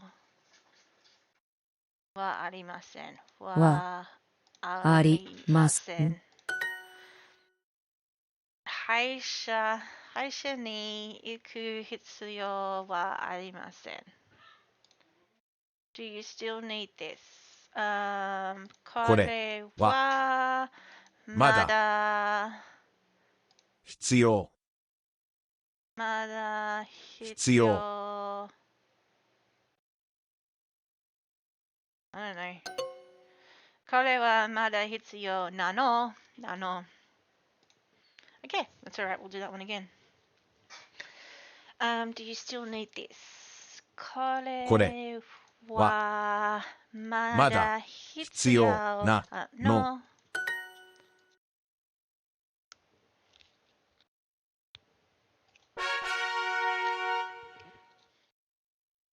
It's looking a bit better. そんなことない。そんなことない。That is not true. That is not true. そんなことない。Say that to all the Robodebt people. そんなものは買わなくてもいいです。そんなものは買わなくてもいいです。買わなくてもいいです。買わわなくてもいいです。You do not have to buy something like that. そんなものは買わなくてもいいです。I do not need a bag like that. アンナカバン。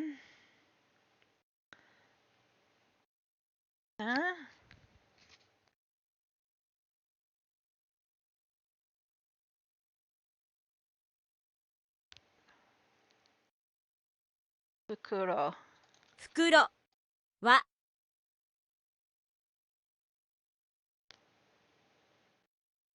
Do not need いります。いらい。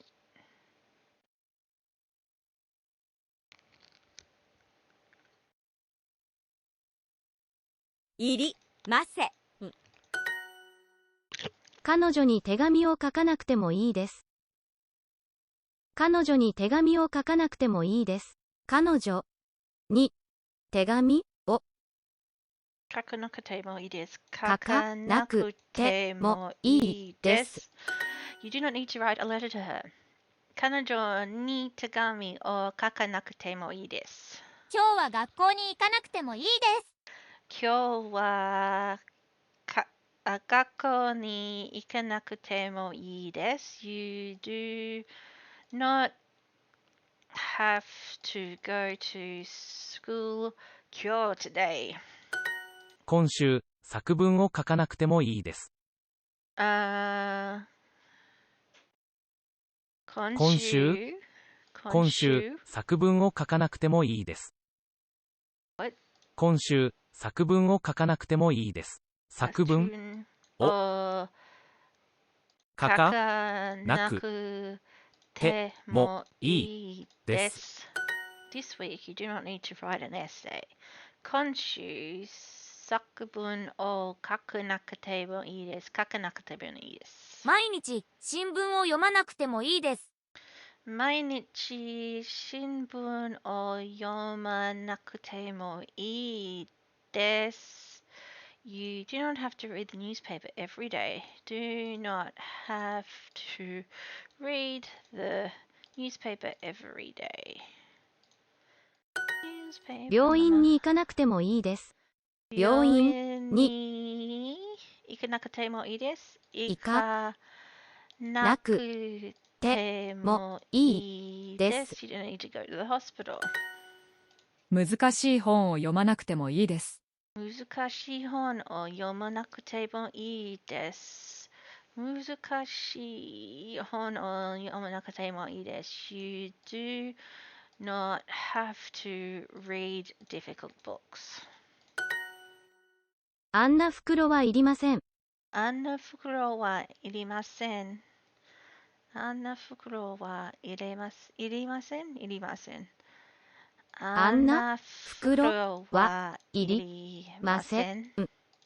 I do not need a bag like that. You do not have to read difficult books. 難しい本を読まなくてもいいです。この手紙を書かなくてもいいです。この手紙を書かなくてもいいです。この手紙を書かなくてもいいです。あんなコートを買わなくてもいいです。あんなコートを買わなくてもいいです。あんなコート You do not have to buy a coat like that. You do not have to write this letter. この手紙を書かなくてもいいです。そんな本は読まなくてもいいです。そんな本は読まなくてもいいです。You do not have to read.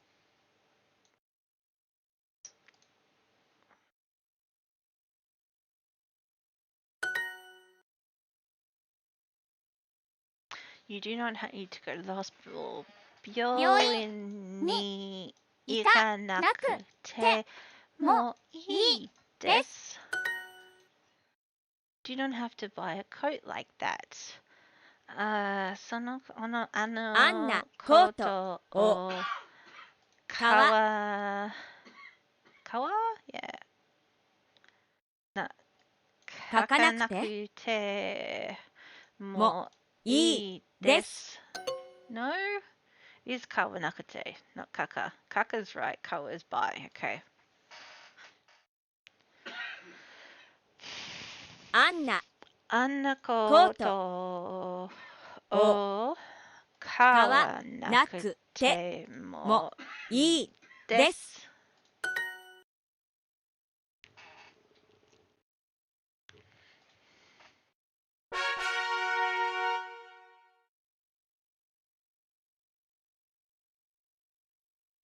電話を貸してもらえませんか？電話を貸してもらえませんか？ Could you lend me your phone?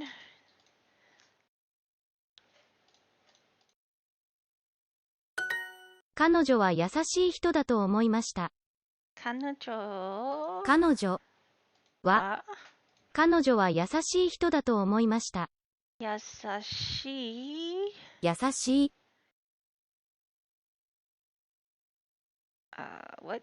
彼女は優しい人だと思いました。人だと思いました。I thought that she was a kind person. 彼女は優しい人だと思いました。彼らは日本人ですか？それとも韓国人ですか？彼らは日本人ですか？それとも韓国人ですか？ Are you Japanese or Korean? Are they Japanese or Korean? 新しい靴は黒がいい、それとも茶色。新しい靴は黒がいい、それとも茶色。靴は黒が。新しい靴は黒がいい、それともいい。それとも新しい靴は黒がいい、それとも茶色。茶色 brown. 茶色 Do you want new shoes to be black or brown? それで医者は何を言いましたか？それで医医者は何を言いましたか? So, what did the doctor say? 子供が好きです。だから先生になりたい。子供が好きです。子供が好きです。子供が好きです。だから先生になりたい。だかだからら先生生にになりたい。I like children. That's why I want to become a teacher. 子供が好きです。だから先生になりたい。それで本田さんは何を言いましたか？それで本田さんは何を言いましたか? So, what did Mrs. Honda say?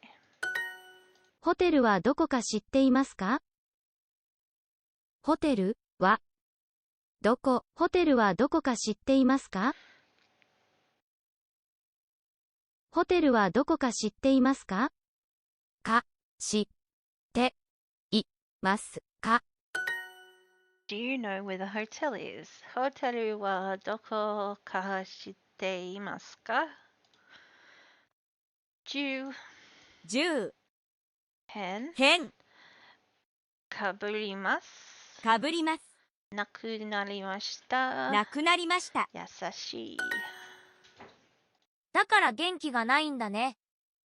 だから元気がないんだね。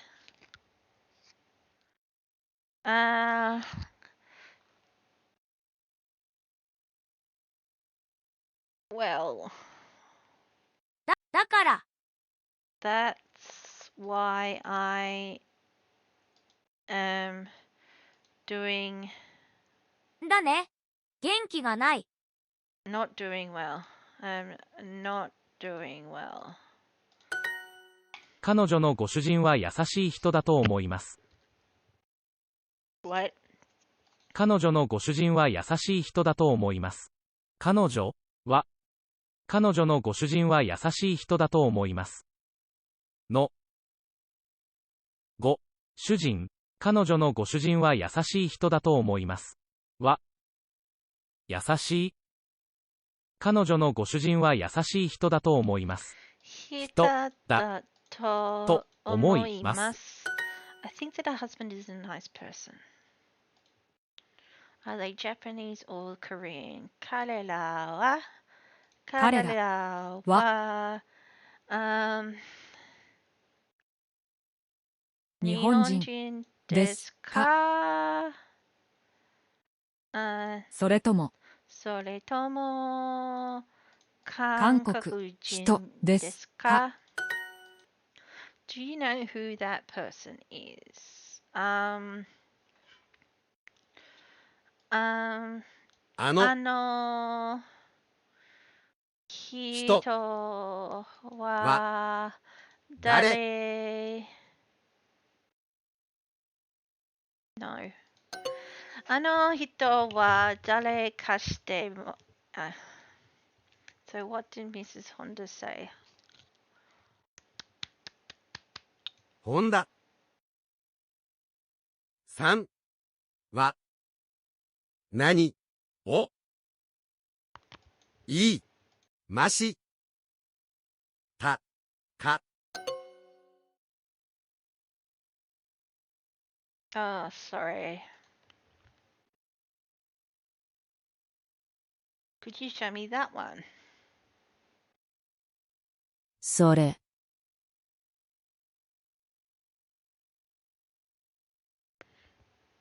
を見せて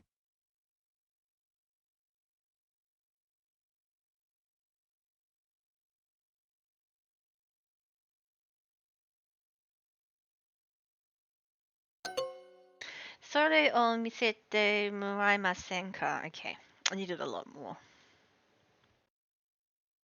Could you lend me your phone? 電話を貸して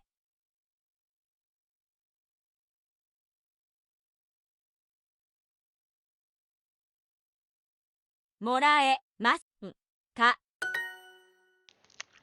電話を貸してもらえませんか？ Could you lend me your phone? Be a little nicer, won't you? もう少し。もう少し。優しく。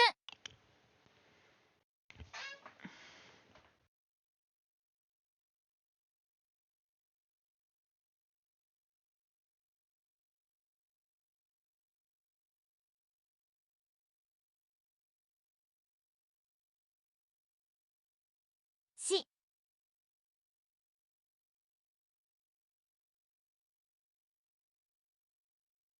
してよ。Yes, I figured that one out. Do you know who that person is? 誰？人。No.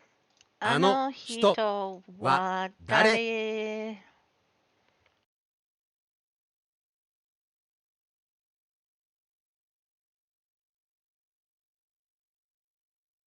知っていますか？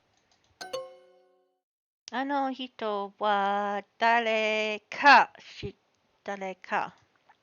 So what did Mrs. Honda say? それで本田さんは何を言いましたか？ You should me that one. それを見せてもらえませんか？ Do you know who that person is? あの人は誰か知っていますか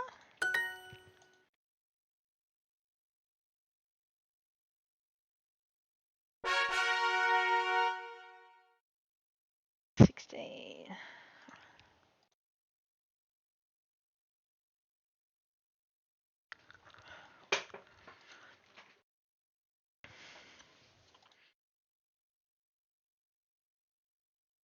Could you show me that one?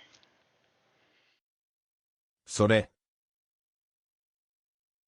を見せてもらえませんか？それを見せてもらえませんか？ I will get you some more. Some more. I will get you some more.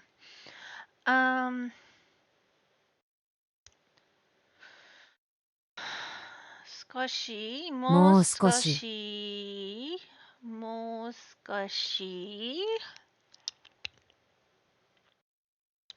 取ってあげましょう。もう少し取ってあげましょう。I walked the dog for my wife.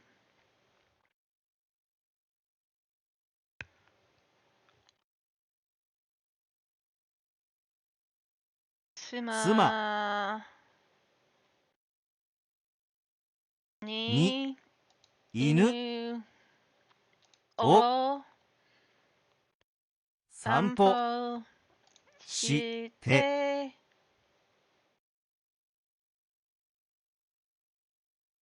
あげました。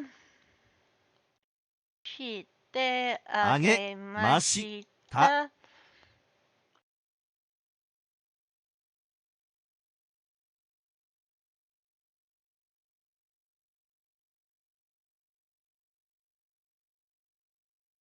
So let me tell my norm there. Oh yeah, okay, cool. Did you know who that person is? あの人は誰かいます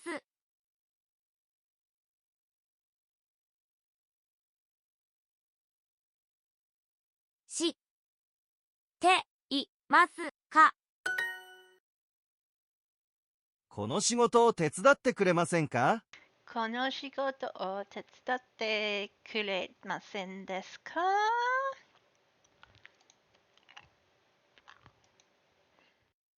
てくれませんか。仕事手伝って。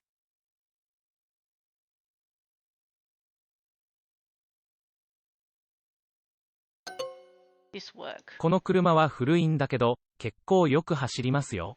この車は古いんだけど、結構よく走りますよ。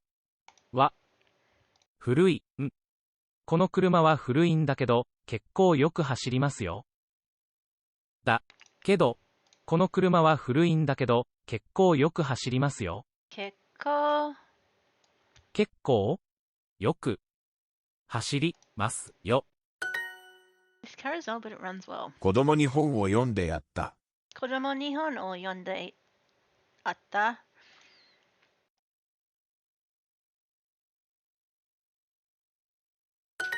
私は息子に自転車を買ってやった。私は息子に自転車を買ってやった。自転車を私は息子に自転車を買ってやった。買ってやった。ホテルはどこか知っていますか？ホテルはどこか知っていますか？ Do you know where the hotel is? 宿題を手伝ってやろう。宿題を手伝って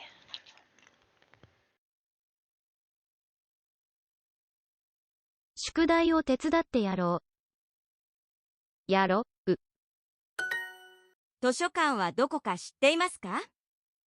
図書館はどこか知っていますか？ Do you know where the library is? 図書館。友達が私の宿題を手伝ってくれた。友達が私の宿題を手伝ってくれた。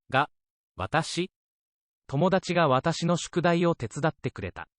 の宿題を手伝って友達が私の宿題を手伝ってくれた。くれた。My friend helped me with my homework. この仕事を手伝ってくれませんか？ Would you mind helping me with this work?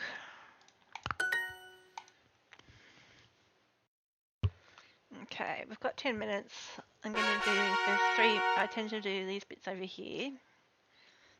Some characters and some practice, and then it'll be time to head over to the thingy. Mo, ku, se, na, se, o, ku, na, mo, 靴、靴、夏、夏、中、店、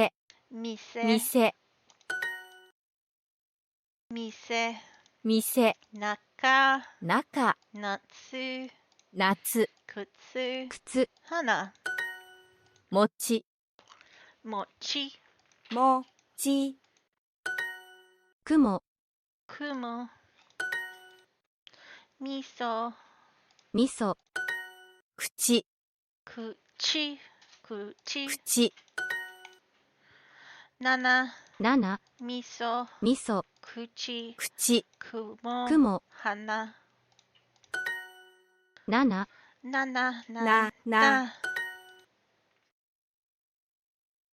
く、も、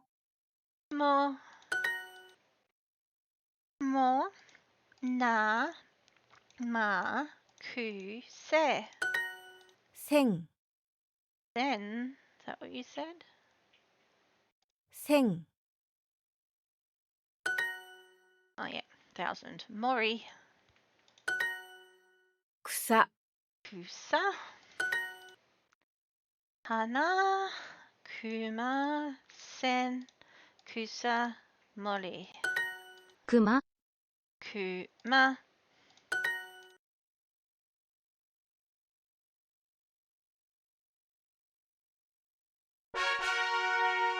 Getting grey. Oh, good. Was there enough water? No. I'm sorry. I'm sorry, there was not enough water. There'll be some soon. Ke. Ke. Ke. Ke. Fu. Fu. Fu. Fu. Fu. Fu. Ke. Ke. Ke. Ke. Ne. Ne. Ne. Ne. Ne. Ne. Ne. Ke. Ke. Don't get that mixed up with ku. Fu. Fu. Fu. Ni. Ni. Ni. Ni. Ni. Ni. Ne. Ne. Ke. Ke. Ke. Ni. Ni. ケニア、ケニア。けケニア。ケニア。ふ。ふ。ふ。ね。ね。に。に。け。け。ふ。ふ。え。に。ね。ね。に。け。み。ね。ふ。カラオケ、カラオケ。カラオケ。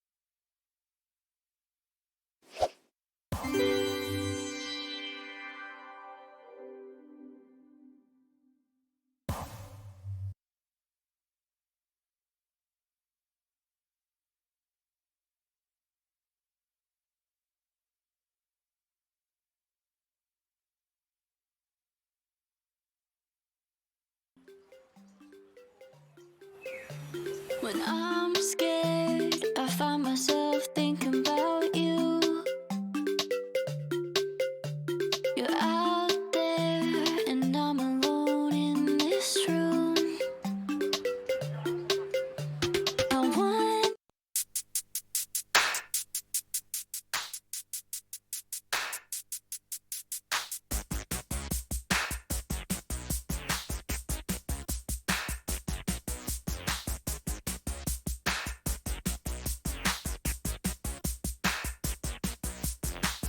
Hello, have you got something to say?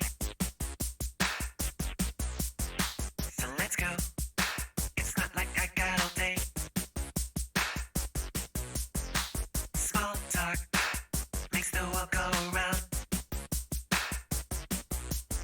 Sun comes up and then it goes down. I don't know what people say. Maybe you'll get through today. Watch me, I could waste your time. Maybe you'll be wasting mine. I don't even know. Hello, it's a beautiful day. Well, I know a game we can play.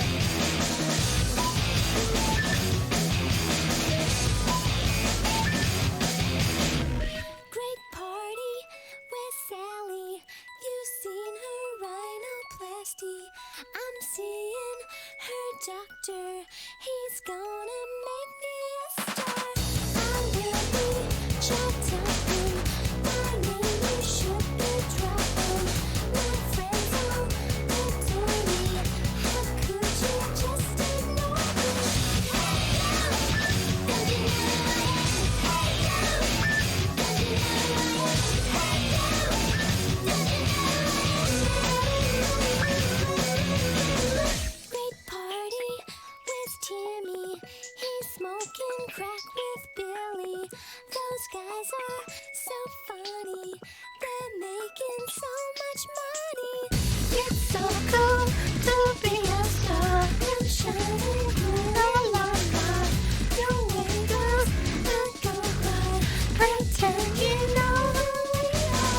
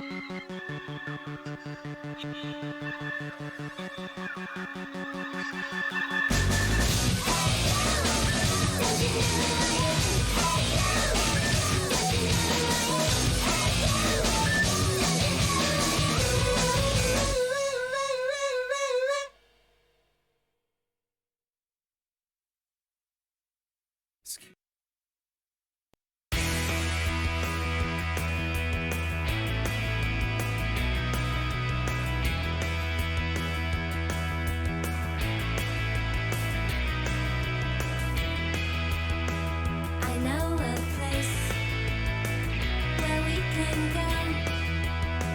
If you say yes, I won't say no. It's nice and sweet, and no one cries. A spark of love gets in your eyes. The sun shines in happy lands, and then the climb in happy lands. More leisure time in happy lands, and everything rhymes in happy lands. Stars never close in happy lands. Anything goes in happy lands, and we keep it clean in happy lands. You're part of the team in happy lands. So get off your bum. It's time to join the fun. There's room for everyone.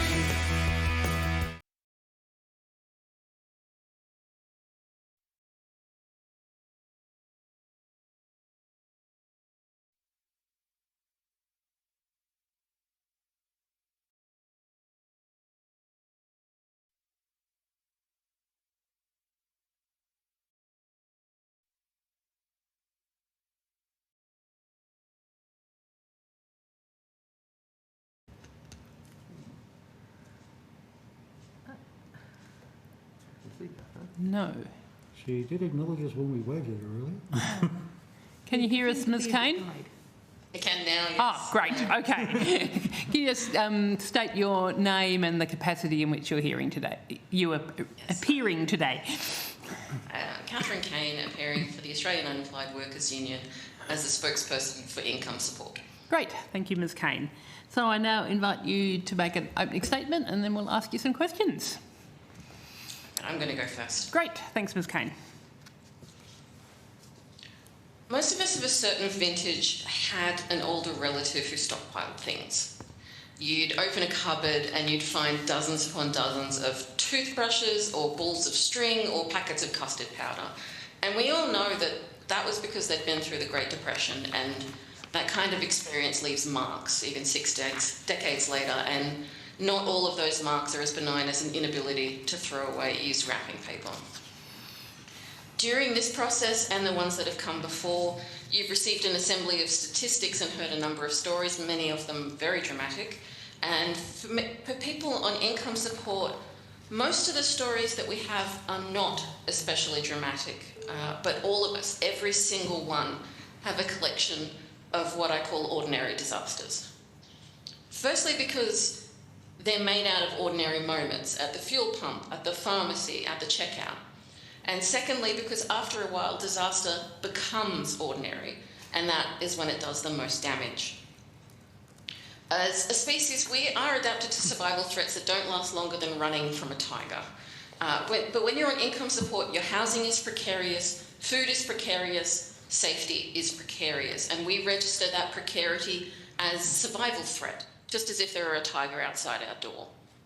But instead of lasting for 10 minutes, that threat can last for 10 months or even years. Years of not being able to think of much other than the tiger. It's next to impossible to study when there's a tiger at the door. It's next to impossible to perform any of the tasks that we are supporting people for, raising a child or caring for a loved one or searching for employment. And then the system punishes people for any lapse, thereby making the tiger bigger. This is made more pernicious as income support is designed to, in the majority of cases, last for a meaningful length of time. Study allowance should see someone through a 3-year degree. Parenting allowance is intended to at least get the kid from birth to kindy.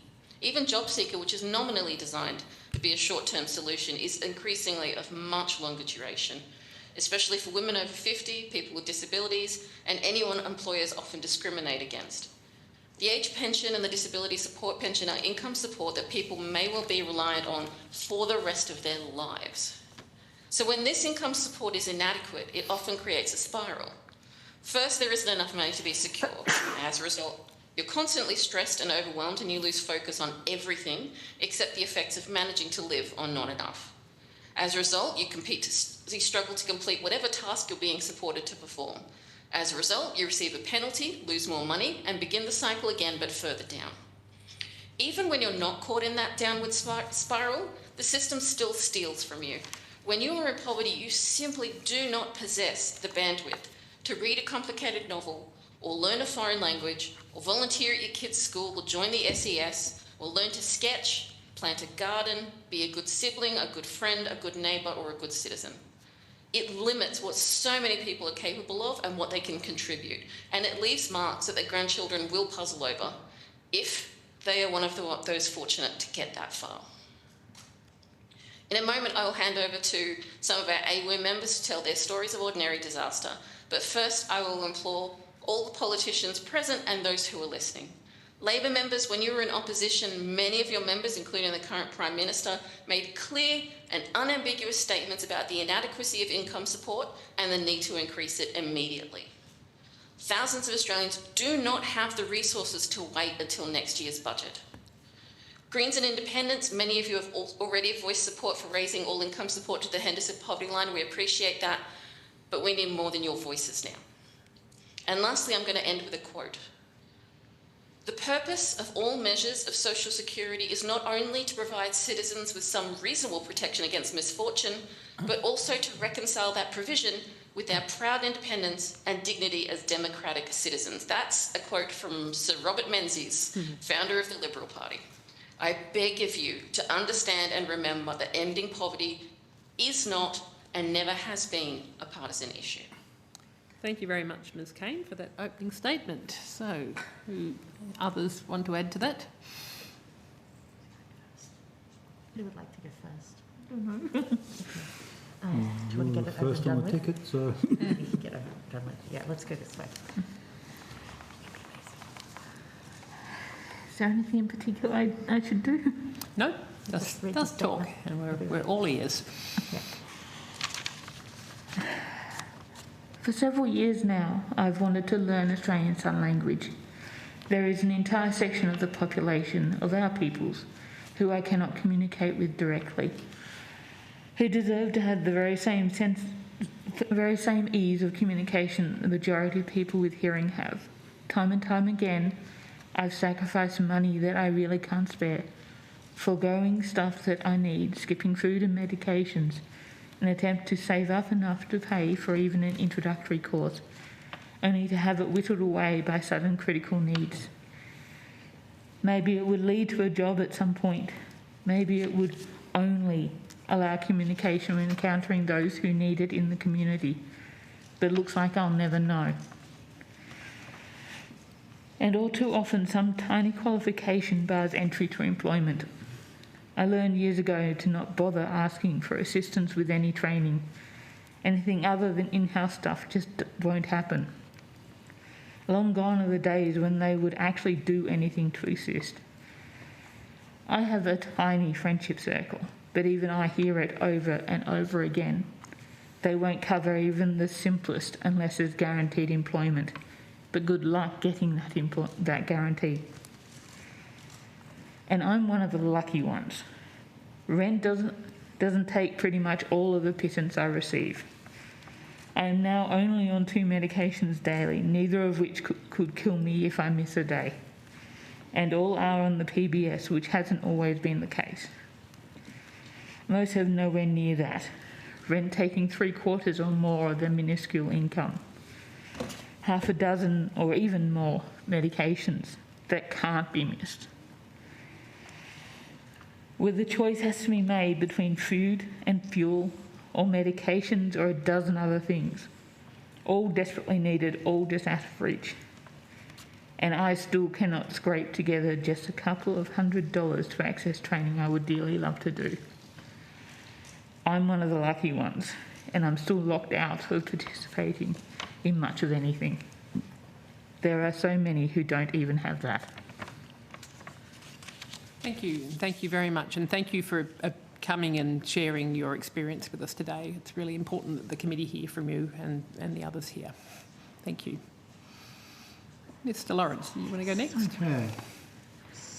I'd just like to sort of start by saying I'm buying my medications on Afterpay.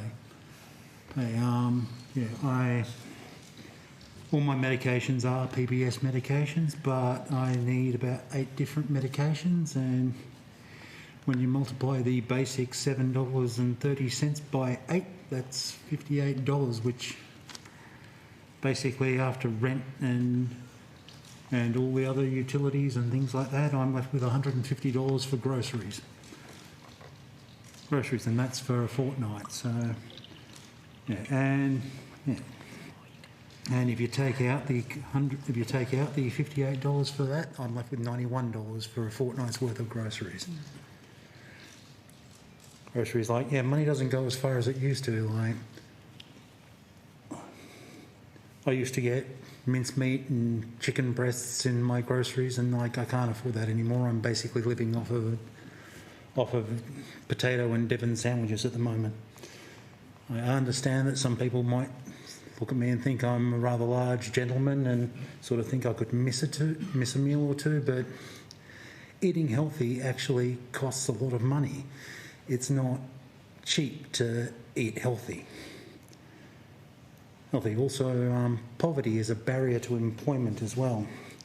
If I get a job interview, I can't just pull the money I need to get a haircut, get a nice shirt for the interview and get my suit dry cleaned. That comes to about $150 to get all that. And I just can't pull that out of the air, and the job networks won't help you with that.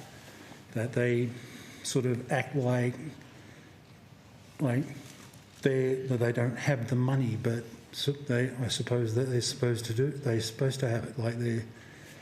They constantly say, "Oh, it's not our job to find you a job, but it's our job to facilitate you into a job."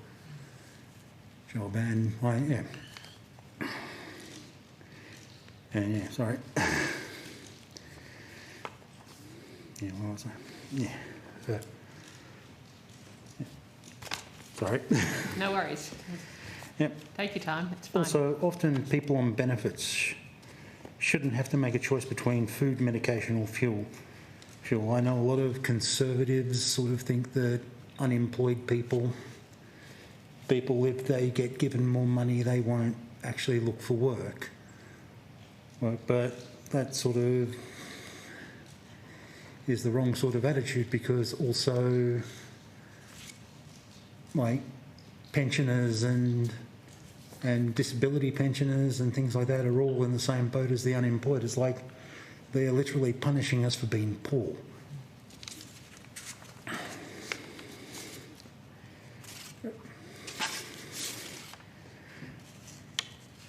There are probably millions of Australians on unemployment that should be on disability support pensions. I have neurological and several psychological conditions that limit my ability to work. I have a little hypothetical here. Here you're an employer, you have a job vacancy, 2 equally qualified candidates. One candidate can only do 14 hours a week, may have to leave early, or on some days may not be able to come in at all. Or one needs to take regular toilet breaks, and needs to not be able to have to deal with walking upstairs.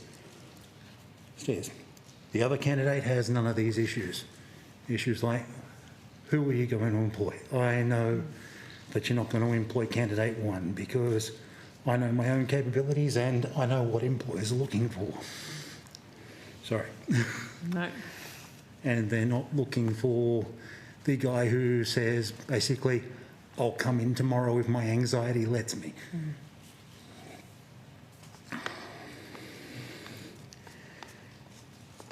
And many people suffer from, many people on the unemployment suffer from undiagnosed mental health disorders. Nobody on benefits can afford to basically just go get the psychological diagnoses they need. Like yes, lots of people say, oh yes, but you get 85% of it back. But I certainly haven't got $500 that I can just basically pull out to. Yeah, that's about. Thank you, Mr. Lawrence, and again, I really do thank you for making the effort to come here and to present this evidence to the committee. I did actually put down in my notes that that I was actually freaking out about this. Yeah. No, well, you've done really well. So thank you, and like Ms. Coots, really important evidence for us to hear. Thank you, Mr. Sutherland. Yeah, I'm just here to put my point of view, my experiences across. I'm a 56-year-old man. And I'm not even unemployed, but I'm underemployed, but even then it's still pretty tough. I'm studying completed a Bachelor of Science degree at the ANU, and I'm currently studying part-time through Open University of Australia, doing a part-time Bachelor of Arts at Macquarie University. I'd just like to outline the complete failure of the Job Active Network and Workforce Australia and job search provider in helping me get a job. It begins with Max Employment, where I was sent to BCS cleaning, and I was underpaid nearly $11,000 in the 4 months I worked there. And after I finished doing that, they tried to send me to a job involving the removal of asbestos from the floor of Woolworths in Tuggeranong for only $28 an hour. So that's how all the trouble I had with Max Employment. And that's when the CFME became involved. They started to become curious about that job, and that led to me joining the CFMEU, and they became curious about that job. Tried to find out who was doing the work, because it's meant to be performed by somebody who's an expert for over $50 an hour. So because I was being bullied by Max Employment a lot, I had to go off the dole for a while. Because I expected to work all night without any sleep. They just sprang it on me out of the blue. So I didn't have the chance to prepare for it. So I was expected to go all night without any sleep and work from about 6 o'clock at night to 6 o'clock in the morning. And I probably would have fallen asleep at the wheel on the way home and had an accident. So that's my experience as Max Employment. Then I moved out. Well, then had to move out because of an abusive home environment. And when I got the coronavirus supplement, I was able to live quite comfortably. That was in 2020, 2020, when the COVID-19 supplement came in. So when the job seeker payment was raised because of the coronavirus lockdown, I was able to live quite comfortably away from home. I didn't have to worry about surviving on charity meals like I do now. Free meals from St Vincent de Paul at Argyle House in Ainslie Village. So I got breached, and I got breached for not taking that job with Max Employment. Then after that, I got referred to Matchworks, to APC Cleaning, And I was also underpaid and bullied. And they took a while to repair my car. And they breached me despite the fact that my car was broken down and I couldn't get to work. They didn't offer to find out what the problem was and provide me with any vouchers to get to work or anything, for taxi fares or anything. They simply breached me for not going to work despite the fact that my car was broken down. And in the 6 weeks I was sent to APC cleaning, I was in an unsafe work environment, which was investigated with WorkSafe, and they found it to be an unsafe work environment. And I wasn't paid any penalty rates or a travel allowance. So it looks as soon as those job search providers just become a source of cheap labour for dodgy employers who don't want to pay penalty rates, no travel allowance, rather than finding people meaningful employment. So I was forced to leave home in mid-2022 because of a domestic violence situation, and I was not offered any crisis accommodation until later on, and I was denied a crisis payment even though I only had $2,000 in the bank.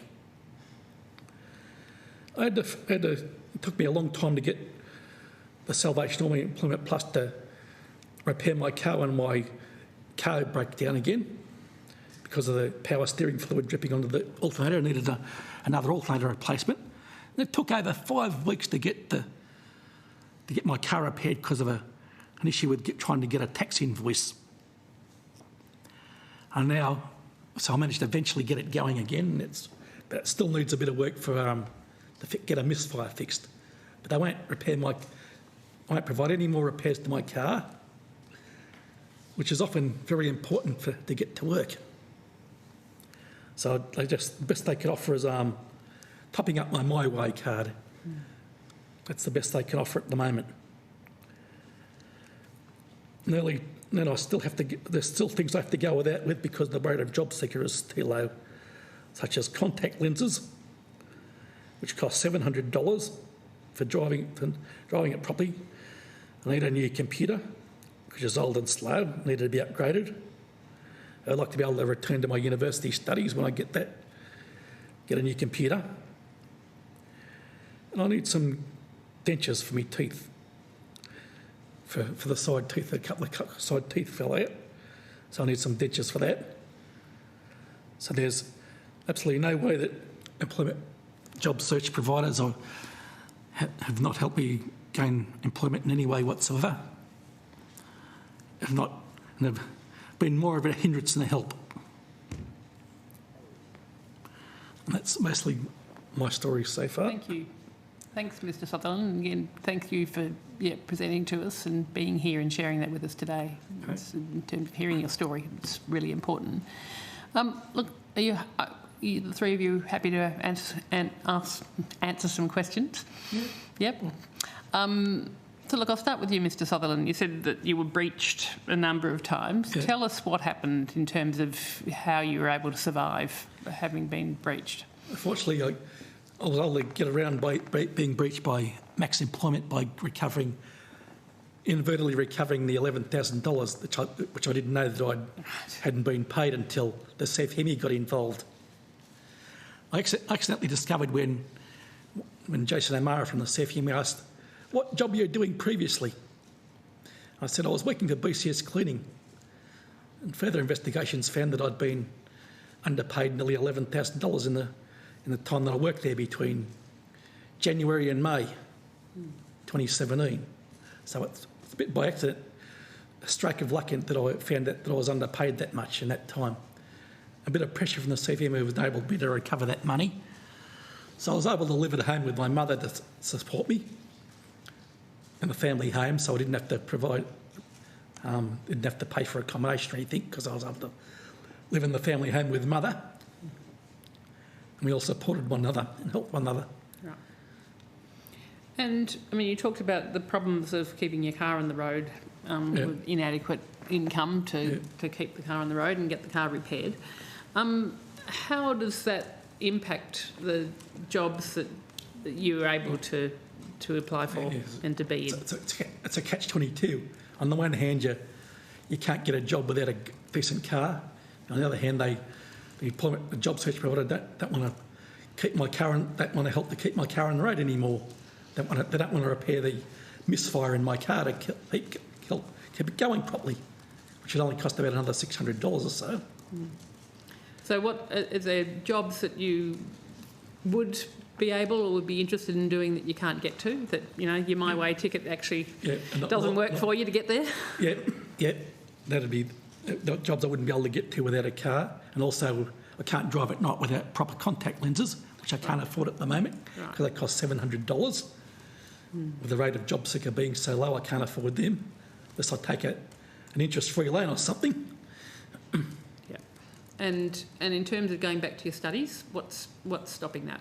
My computer's pretty old and outdated, so I need to upgrade my computer. That'll probably cost a couple of $1,000 to get a computer that's any good, maybe at least $1,000 to get a computer that's any good. And the job service providers aren't able to help you with that? No.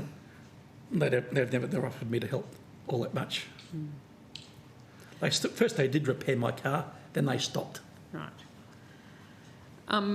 Mr. Lawrence, you said that you're putting your medications on Afterpay, which sounds like it's an awful situation to be in. Yeah. How do you feel about the fact that, you know, the chickens are going to come home to roost eventually? Yeah, basically, it's basically I make it to about, I'm basically paying off like a third of it before I put the next one on, and yeah, it's just basically a continual thing. Like I get the pharmaceutical assistance thing, but that's only like $6 something. Like it doesn't even cover a single medication anymore. Yeah, it's kind of a bit sort of silly. So how long have you been doing that for? About basically since the COVID bonus stopped. Right. And do you know how much you're owing on your medications now?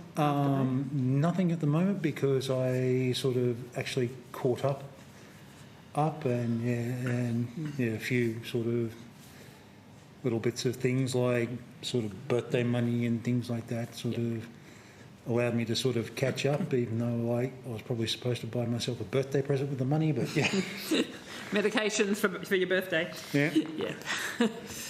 And it was really sad to hear that there's no way that you could afford to see a psychologist that would be beneficial to you. So what would need to change for you to be able to get the psychological support? Well, just being able to claim a psychologist on Medicare and to actually have enough psychologists that would be willing to basically bulk bill would be the solution to that problem. And like a few years ago, like way back before COVID, I actually applied for the DSP, and they basically said, they couldn't basically give it to me because I didn't have the official documentation from a psychologist. I know in July apparently you're accepting a counsellor or a psychologist rather than a psychiatrist. Psychiatrist, no, but yeah, that's not till July, so... Right. Catch-22. Yeah. Yeah. And what else was I going to... Wish my healthcare card would cover contact lenses. Yes, absolutely. Yeah. I did have another question that I was going to ask you, Mr. Lawrence, but it's just left my brain. Yeah. It's getting late in the day. But Ms. Cootes, tell me about your experience with your job seeker provider or your job services provider. You say that you've given up trying to ask for any training, such as being able to go and learn sign language, that they're saying in-house training only. Can you talk us through, have you tried getting that covered and been rejected? It's been years since I've asked, but yeah, I have asked a few times. It's been years since anything like that has been offered that isn't in-house. Years and years ago, there was. Actually led to my only decent period of time when I did have a job. But that training isn't available to anyone anymore. Not through the job seeker, not through the network. They just won't cover it anymore. Because I mentioned it to someone and they were like, no, that doesn't get done anymore. Can I ask all of you to just reflect upon whether you see, is there any value in the job service providers? No. And perhaps, Ms Kane, you might like to respond as well, but so perhaps the people in the room first. Occasionally they pay for something like they paid for a certificate for in construction and building. That's it. So occasionally they pay for courses to do, but that's about it. Yeah. So have they helped you get work other than underpaid cleaning jobs? That's what they've offered to you? Mostly underpaid cleaning jobs. Yeah. And, okay, how about the other, Mr Lawrence, what's been your experience, if there's any value in the job service providers? Well, they seem like I've had experience with several of them, and I found that a lot of them sort of aren't following the rules that are laid out by the department. Like, I had a few issues recently with them trying to force me to do face-to-face appointments, and I am in like 4 risk categories for COVID, and I'm not comfortable doing face-to-face. And the department definitely lays down that, basically it's up to me how I do it,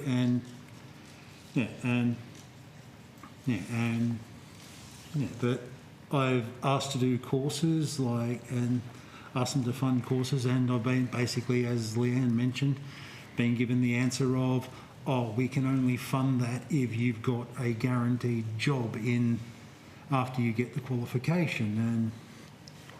And yes, I've got lots of people that will say, one of the best jobs I ever had was when I was a bartender. I absolutely loved being a bartender, but my qualifications expired. I had some medical issues and basically wound up in hospital for half a year, and sort of also spent a year recovering. So my qualifications expired, and I said, hey, I want to go back into bartending and gaming, and they basically said, if you can find somebody who will say yes, they will give you a job if you have those qualifications, we'll fund it. But if you can't find that, and basically much as I can find people that will say, we will give you a job if you had these qualifications, basically it's getting them to put pen to paper and say they'll do that is almost impossible. And so that's even the case now, where people are saying there's this massive labour shortage and people can't find work, and yet they're not willing to support you to undertake the training in that general field unless you had a guarantee of a job. Yeah. Well, it was last year. That was the last time I sort of asked, I was trying to get into a course to basically become a cat groomer, and basically I sort of found a course over in Belconnen and said, I'm going to need help with fuel costs and things getting over to Belconnen to do this course. And they said, yeah, sure, not a problem. And then basically I said, I'm starting a course, and they go, we can't get you the funding, we can't get you the money to get fuel vouchers. And I'm just sort of like, what? So I couldn't actually start the course because I didn't have enough fuel to get over to Belconnen from Queanbeyan. Sounds, yes. They're trying to get me into a security job now, but they expect me to pay to get the licence renewed myself. Right. Okay. That's over $100. How much is that? Over 100. And then they say they'd reimburse me later on. Okay. And so The licence is over $100. Right. So what's been your experience with job service providers actually helping you get jobs? They've never got me a job. They did get you a job. They want you to do what they want you to do, not what you want to do in many cases. Can I add to that? Yes. There's an intrinsic and I don't think ever reconcilable problem with job service providers, which is that they're a for-profit business. And as is abundantly clear through the data and the stories, getting a job requires a bit of money. You know, you have to have reliable transport and childcare and good shoes and all of the rest of it. So half of getting someone a job is making sure they have the resources to get that job. And if you're a for-profit JSP, then the incentives are very much there to not pay out money because then you make less profit. The idea that JSPs should be an investment into someone so that they have everything they need to find a job has gotten completely lost, and it's now just a series of tick boxes from the only people who are succeeding in this system are the people who run the job service providers. Everyone else is, the incentives aren't there to actually help people. Work for the dollar's a complete waste of time. It's all but slavery, honestly. Sorry, that's... Work for the dole is all but slavery. That's a complete waste of time. Yeah. So, Ms. Kane, has the experience of the AUWU been that has there been any improvements with the performance of the job service providers since Workforce Australia started? Or what's been the experience there? None. All that's added is a number of extra technical difficulties and a few more equally arbitrary rules and uncertain enforcement of the rules. Particularly, we're seeing with disability employment services, a lot of our people are immunocompromised or at risk, and they want to do phone. They want to do phone appointments for a number of reasons. One, because of the COVID risk. Two, because it is infinitely cheaper to take a phone call than to take public transport or drive into your DES. And also because for anyone who has chronic pain or energy limitations, it means they can spend the day maybe getting something else done and not just taking care of this one errand. And it's written in that that should be something that's allowed. And over and over and over and over again, we're seeing disability employment services and JSPs refusing to do phone appointments, no matter how many benefits there are, for no reason that really makes sense other than someone is clearly further up the chain told them that that's how they're supposed to do it. And they'll lie about it. We see a lot of really arbitrary decisions being made with no justification other than because we tell you to. And you're in no position to say, no, I don't want to do that. I mean, you get threatened. Would you like to starve to death, though? Yes, you get breached, yes. I had a case where basically I literally pulled the thing up on my phone saying, you can't force me to do face-to-face as this is what it says, and I tried to, I wasn't happy with the job plan she gave me, and I even showed her the line where it says that I'm allowed to negotiate my job plan. And she goes, "Oh, I can make your job plan worse. I can give you even more jobs to search for. I can give you as high as 50 jobs." And she said, "Oh yes, you can refuse to sign it, but yeah, you'll get breached in 2 days for not signing it." And that's having power over somebody rather than helping somebody. Yeah. One of the other major problems we're finding as well is there really isn't a recourse for people who are for anything other than being completely cut off from payments. If you're cut off from payments, there's an escalation process. You can go to the Administrative Appeals Tribunal, all of those things. a process exists for if you've been completely cut off from payments.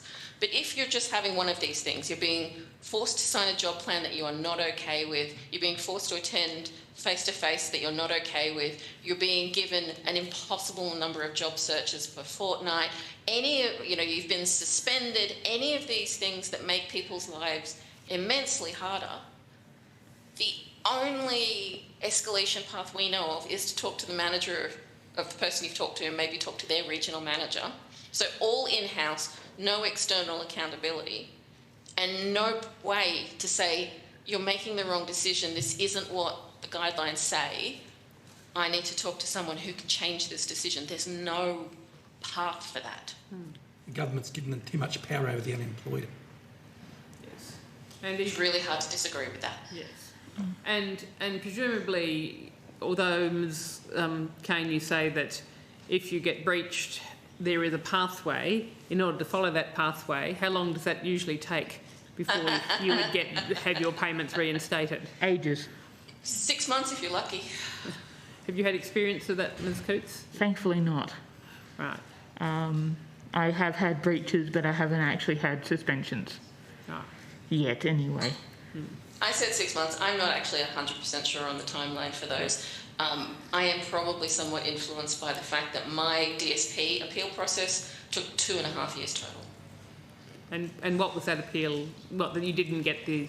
Yes. Was that not being successful for... Not being approved, yeah. Not being approved. I had to go through the entire process up to the AAT, and it took 2.5 years to get through the entire process. And that's for something with an established appeals process. Right, we know what that process is, it's all marked out, you know what to do. But if your employment provider is insisting you take a job that you cannot physically do, or is, making a bunch of decisions that are not in your best benefit, are going to harm you even further, you want to leave a job because the manager is sexually, harassing you, and they won't let you leave it, there is no way to stop that from happening other than complete devastation, like putting yourself cut off from payments and going from desperate, grinding, ever-stressful poverty to homelessness and possible starvation. Probably some people resort to crime because of that. Yep. Have you got experience? Yeah, crime is one. Suicidality is unfortunately one of the other ones. Financial stress, and I know you've heard this one before, is now the leading cause of suicidality. And income support is kind of an ideal situation for that kind of constant grinding stress that people just cannot endure forever. Certainly. Resort to theft and burglary. We heard the statistics earlier on today of the increase in suicidality. Look, finally, we've just got a few minutes left, so I'd like to ask each of you what would be your top 2 things that you would like government to do to be improving your lives and addressing poverty in Australia. So the Henderson poverty line. Complete up. Yeah, Henderson poverty line. Henderson poverty line, raising rate and slope. Right. Okay. And basically abolishing job search providers and mutual obligations. Put the job search providers back into government control by basically bring back the CES. Abolishing mutual obligations. Yeah. It's not mutual. Full income support to the Henderson poverty line and make mutual obligations actually mutual. Right. So you think basically making things voluntary and hold them accountable, so they can't just breach you on a whim, almost. Yeah. I have had people in the job search providers. I've had them directly lie to me, know that they are lying to me, and know that I know that they are lying to me, and they still say it.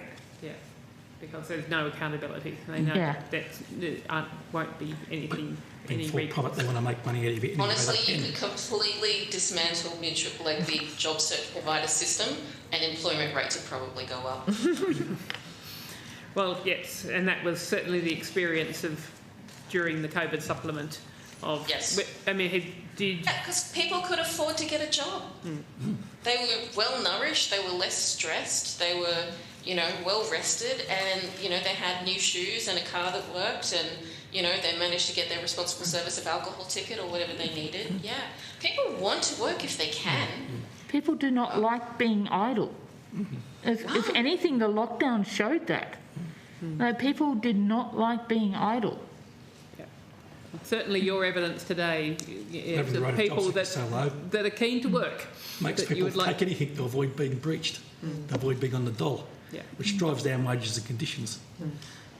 And now look, I'm on the DSP. I will be for possibly the rest of my life unless my illness is miraculously cured. I'm not struggling very hard at the moment, but so many people are struggling so needlessly when fiscally, economically, ethically, a far better system would just be give people enough money to get by. Thank you. To feed themselves. Look, thank you very much for your evidence today and sharing your personal stories, and yes, some very clear recommendations to what you think government should be doing. Thanks for taking the time out to be here to present to the committee today. Thank you. Thank you. Thank you. Thanks for this opportunity. So, I'm welcoming representative from the Ninunga Nimitsha Aboriginal Health and Community Services via video conference, the ACT Council of Social Service, Roundabout Canberra, YWCA Canberra, Helping ACT and Community Services number 1. Might just take us a couple of minutes to get everybody to the table.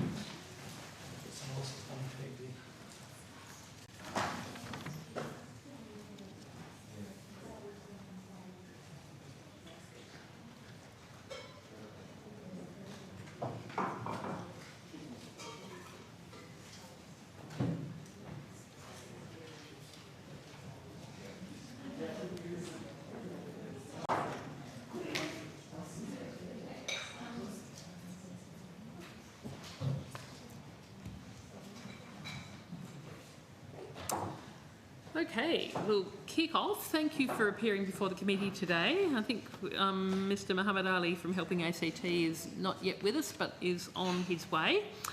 So for the Hansard record, I'd like you to each state your full names and the capacity in which you appear today. And let's start with Ms Andrevsky. I'm Hannah Andrevsky and I'm the CEO of Roundabout Canberra. Thank you, Ms Andrevsky. I'm Ava Darawala and I'm a policy officer at ACOS. Thank you, Ms Darawala. I'm Gemma Killen and I'm the interim CEO at ACOS. Thanks, Dr Killen. I'm Amanda Tobler, CEO of Community Services number 1. Thank you, Mrs Tobler. Frances Crimmins, CEO YWCA Canberra. Thank you, Mrs Cummins. Ms Crimmins. Leah Dwyer, Director of Policy and Advocacy at YWCA Canberra. Great. And on the video conference. Executive Officer, Wollonga Limited Jobs and Helping Community Service. Thank you, Ms Tongs. Now you've got myself here in the room, Senator Pocock in the room. On video conference, we've got Senator Brockman and teleconference Senator Pratt. I unfortunately have to go at 7, so we've got an hour. And I know that Senator Pocock's got lots of questions, but I'm going to invite you each to make an opening statement, but probably I recommend that you keep it fairly brief so that we've got enough questions to ask, enough time to ask questions of all of you wonderful organisations. So I will invite you now to make a brief opening statement and then we will ask you some questions. So should we start in the same order that we did the introductions? Sure. Sounds good. Good evening, Senators. Thank you for providing me with the opportunity to speak tonight. I'm from a small but mighty grassroots charity which rehomes safe, high-quality baby and children's items to families with children aged from newborn to 16 years. This includes helping with essentials such as cots, prams, car seats, clothing, linen, toys, toiletries, school items and more. We have 270 volunteers and the equivalent of only 4 full-time employees. Whilst I know the focus of tonight is on the ACT, I do want to highlight that we operate alongside a highly impressive network of independent charities that do what we do across Australia. We call them our sister organisations. In Victoria, there's Big Group Hug and St Kilda Mums. In WA, there's Little Things for Tiny Tots. In South Australia, there's Treasure Boxes. In Sydney, there's Dandelion Support Network. And in Queensland, there's Baby Give Back. Collectively, we support thousands of families living in poverty and many more who teeter on the edge. In addition to our work in Canberra, we are acutely aware of the substantial need that exists for a service such as ours in the areas of regional New South Wales that surround the ACT, such as Cooma, Goulburn, Wagga, Hardin, Young and the South Coast. We do what we can to support those areas and hope to do more in the coming months, as we certainly know the demand is there. We work with 108 social services and community organisations, all of who support families in the Canberra region. This number highlights the complexity of the space we operate in and the diverse needs of the families we support. When a service is working with a family in need of goods, they place an order with us.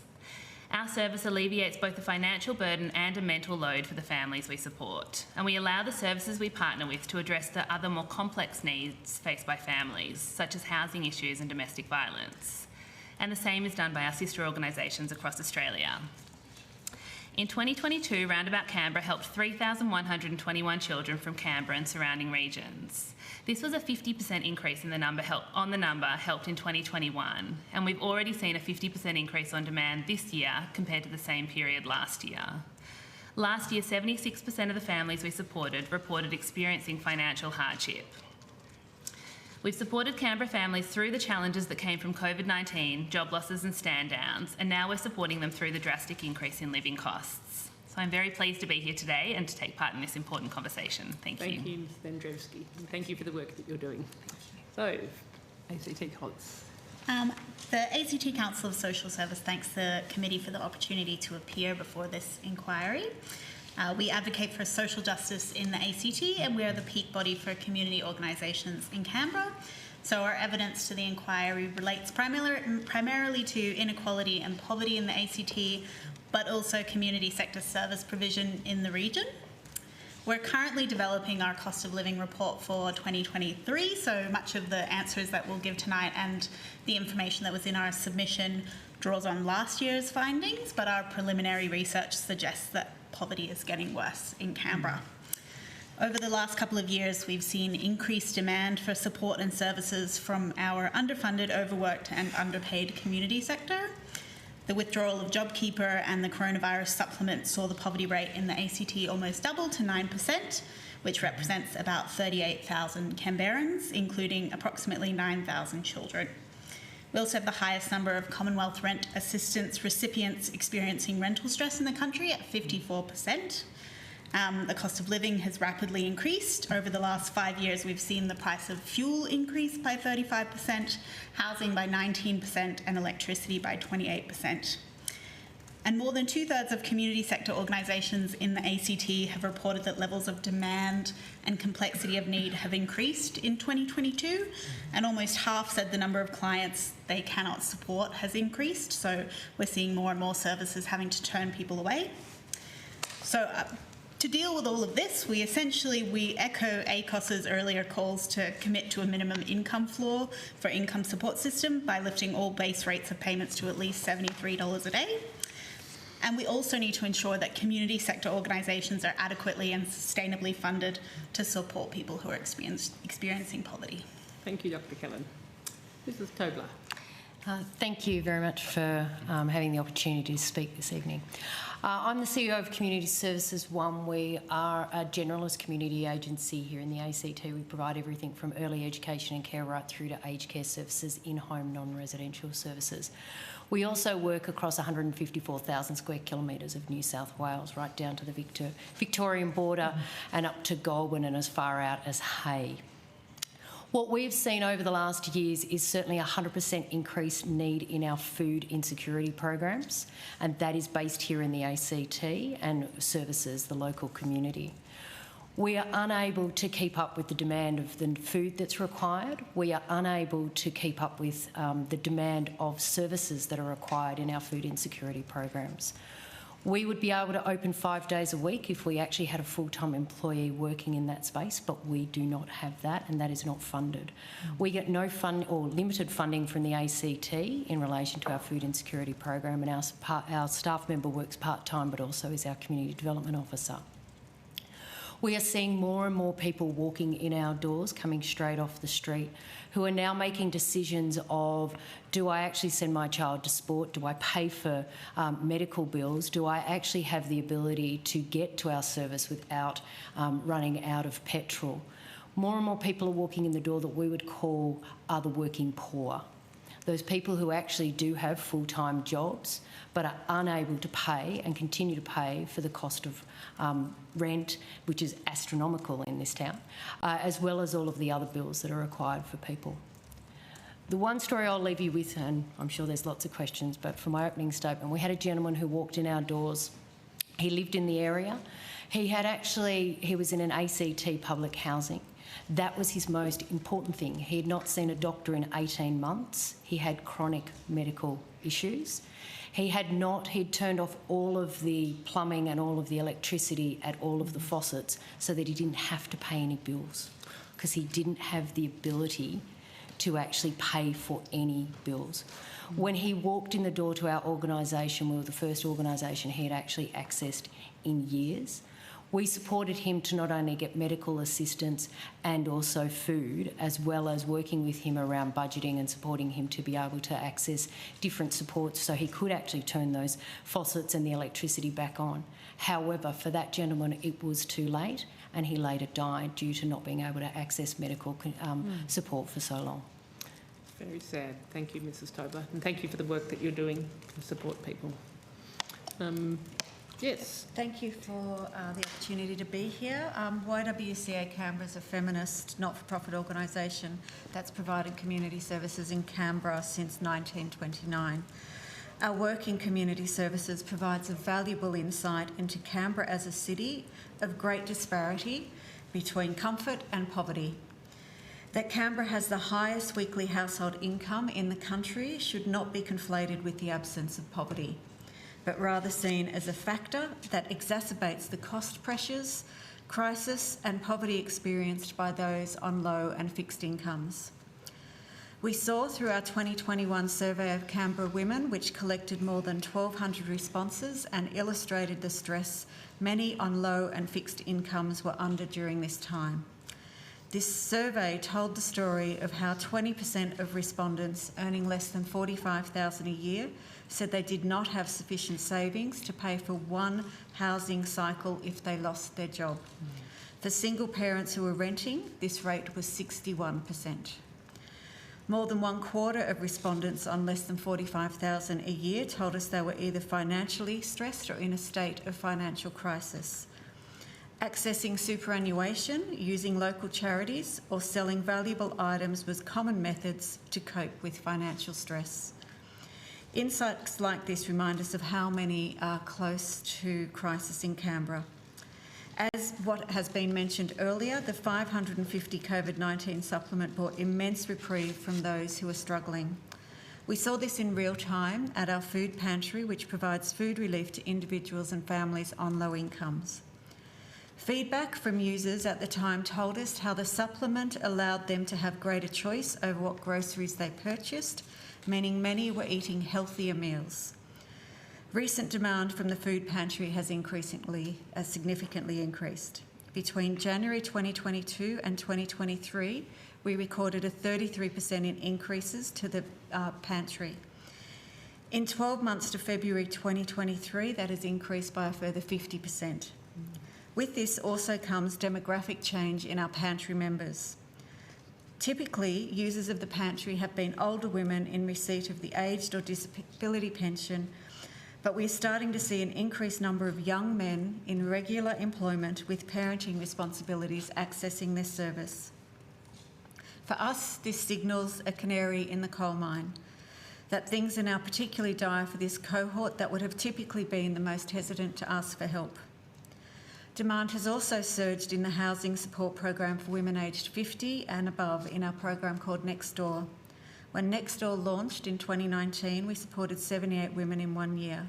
In 2022, that was 110. YWCA Canberra echoes the calls for other welfare and advocacy groups to increase welfare payments.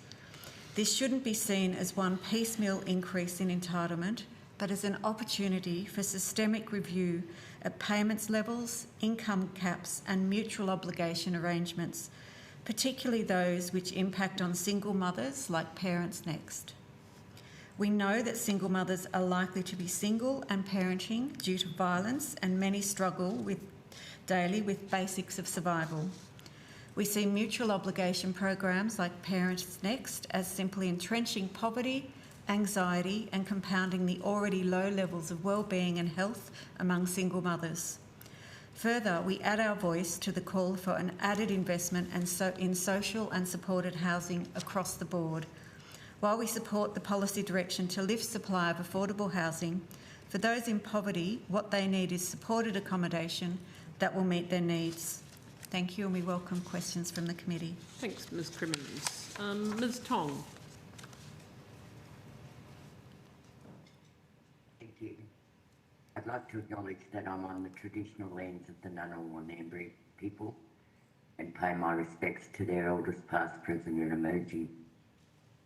I'd also like to thank the Senate Parliamentary Committee for providing me the opportunity to appear before you this evening to give you an insight into the struggles of First Nations people in the ACT. Too often the ACT Aboriginal and Torres Strait Islander community is overlooked when we have inquiries such as this, because there is a perception in the wider community that everyone in Canberra is well off and living the great Australian dream of owning a house, a car and sending kids to private schools. I feel that there is social cleansing happening in the ACT.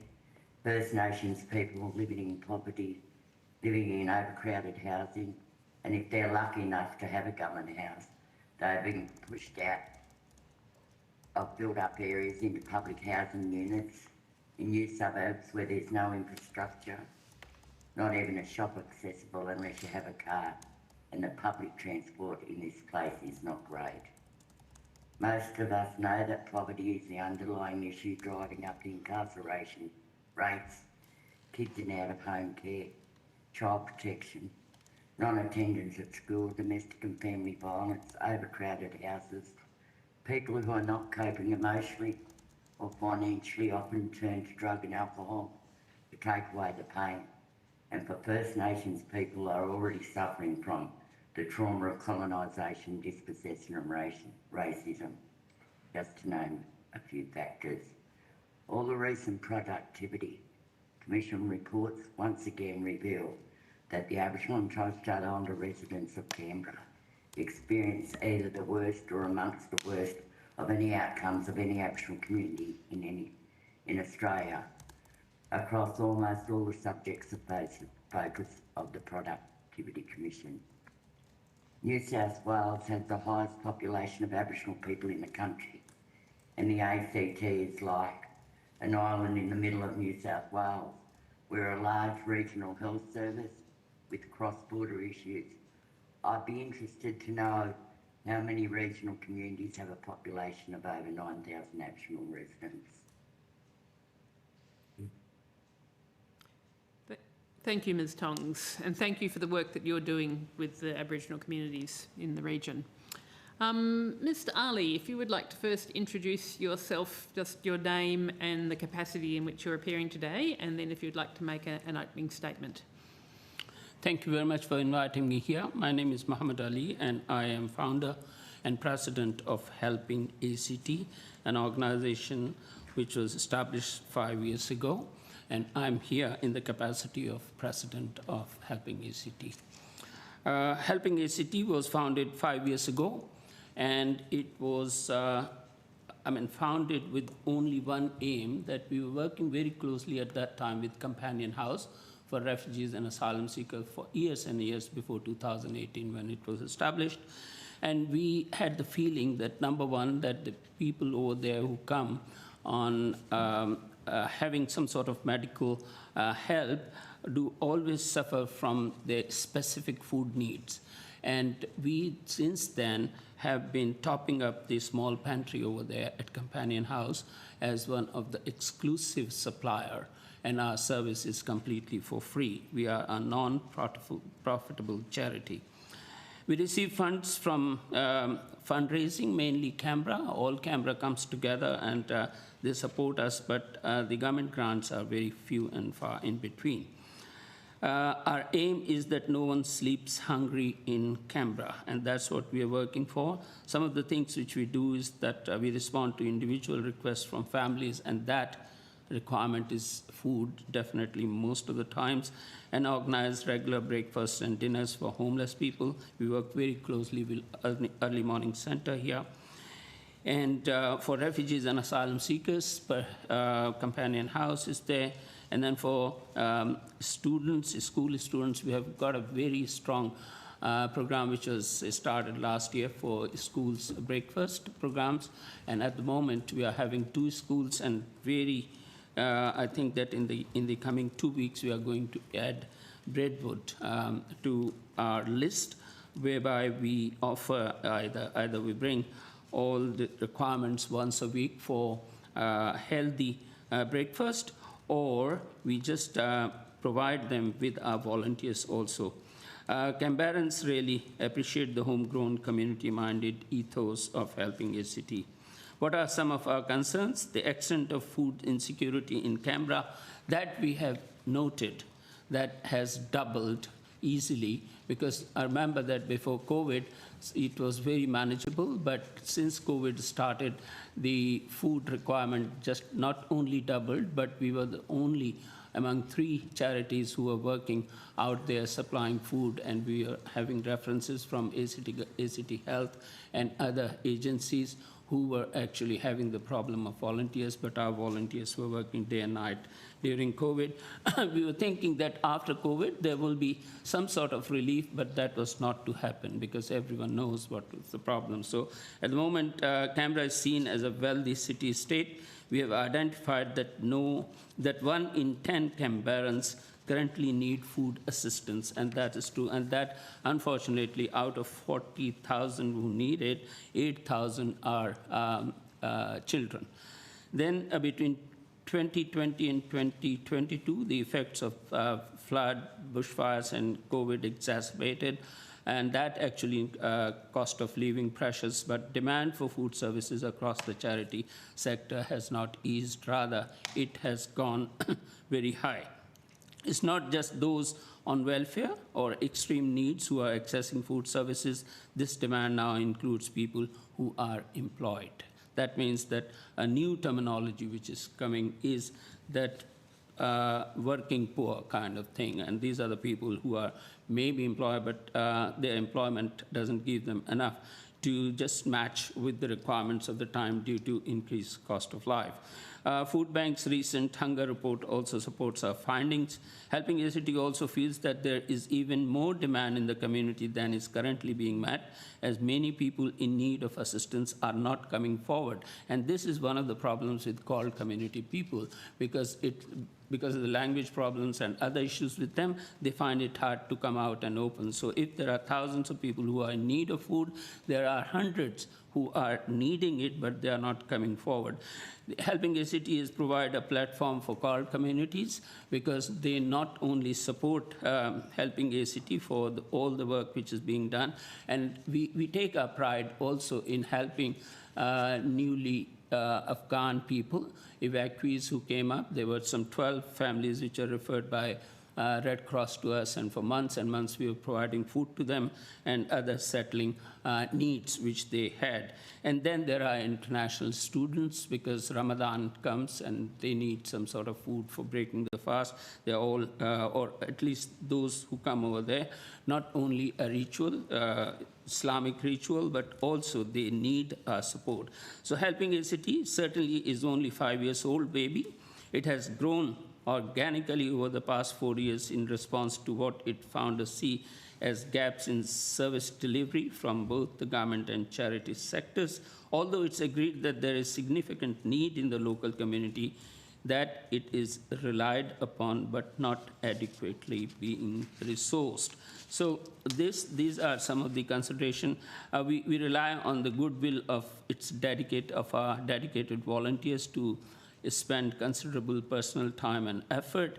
Adequate funding is a major issue as demand increases. Helping ACT could plan its services delivery more strategically if regular funding could be guaranteed.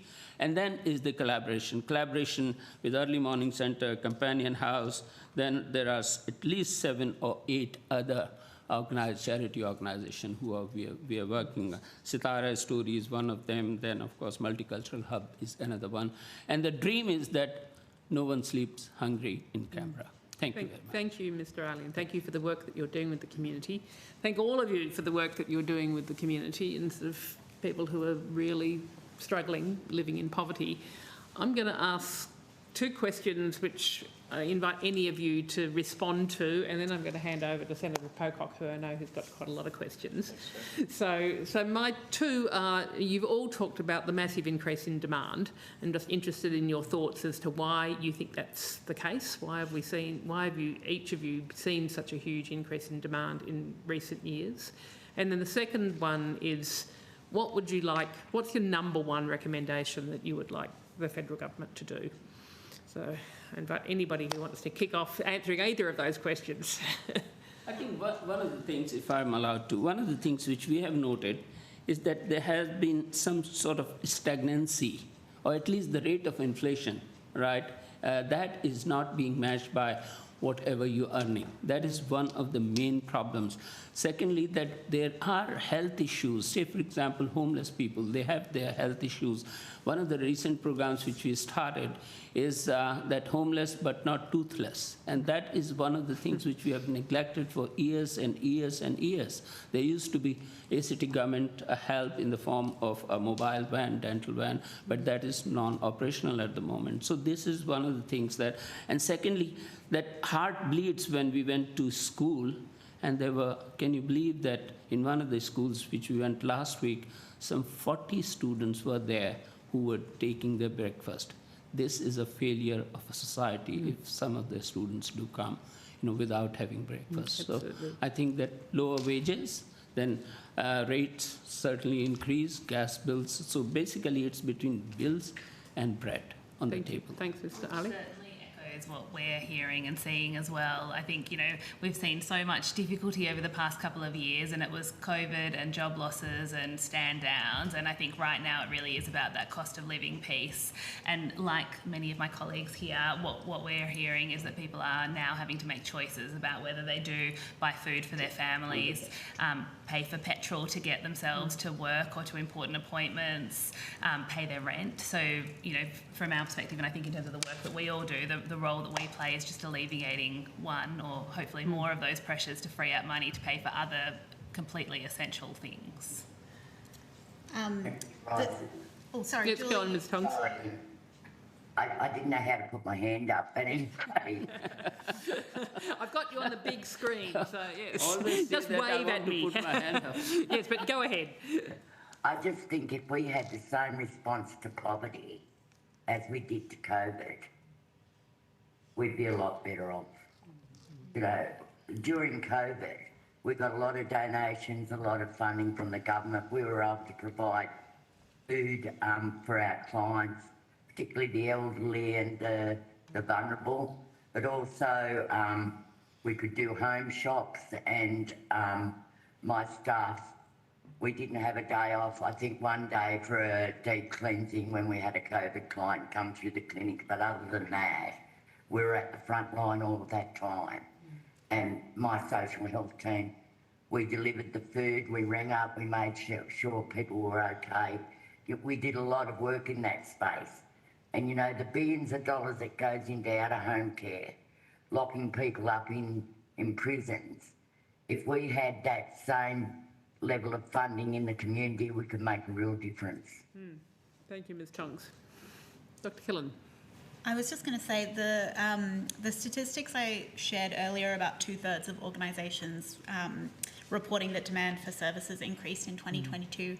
That's initial findings from ACOS's State of the Sector survey and the ACT specific data, and 2/3 of organisations in the ACT said cost of living pressures were the central concern, and 60% said access to affordable housing and homelessness supports were another central concern. So I think those are the two big things, and half listed inadequate support, income support, as a significant challenge. But the other challenge that I think is really tricky in the ACT specifically is that 59% of organisations had increased difficulty in staffing or keeping staff in their organisations.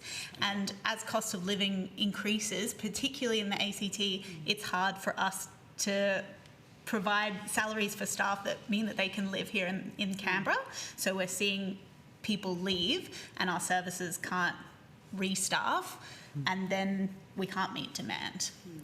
So it's kind of and then the staff that remain are experiencing high levels of burnout, and they can't provide the kind of services that we have been able to provide in the past, which perpetuates the problem.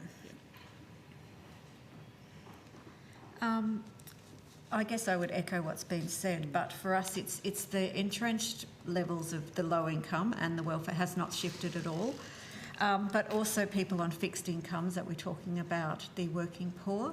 But I would also like to point out that in the ACT in Canberra, it's the absence of any regional area that might provide a buffer that you might get. We don't have any. If you look at how the rent changes the further you move out in ACT, there's very little movement. And so we also have the lowest vacancy rate across the whole country, less than 1%. So the impact on and the wait list for public and social housing the number hasn't grown. So people are trapped here on the low fixed incomes, and I would echo Julie Tong's. When we responded to COVID, our organisation was in a unique position to provide support to homeless people.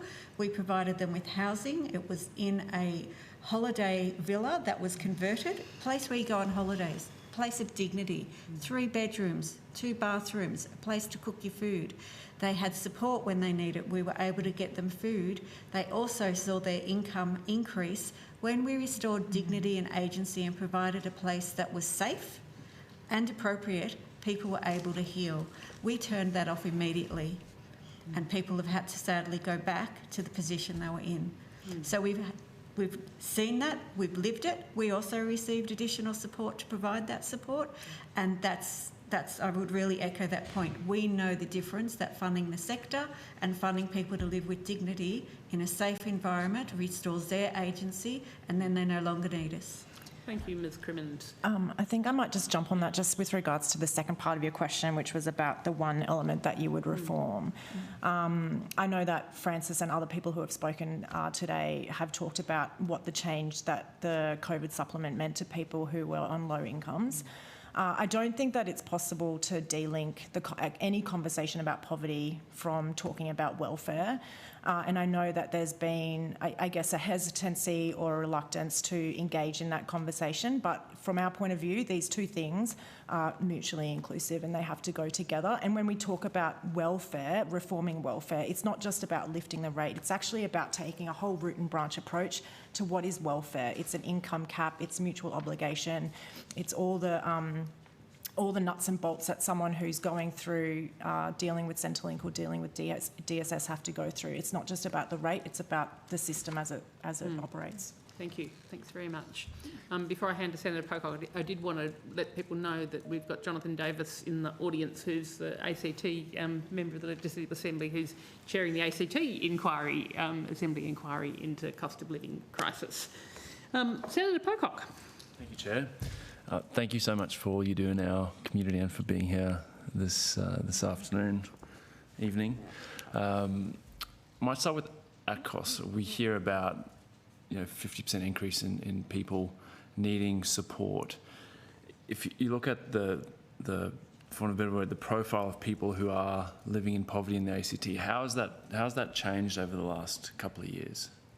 Well, I think as people have mentioned already, we're seeing a real increase in working poor presenting to services for support, and that's what we're hearing from all of our member organisations more and more, that there are people who are in full-time employment who can't afford their housing alongside their health and food and electricity costs, So that's the main change that we've seen, is that there's more and more working poor people.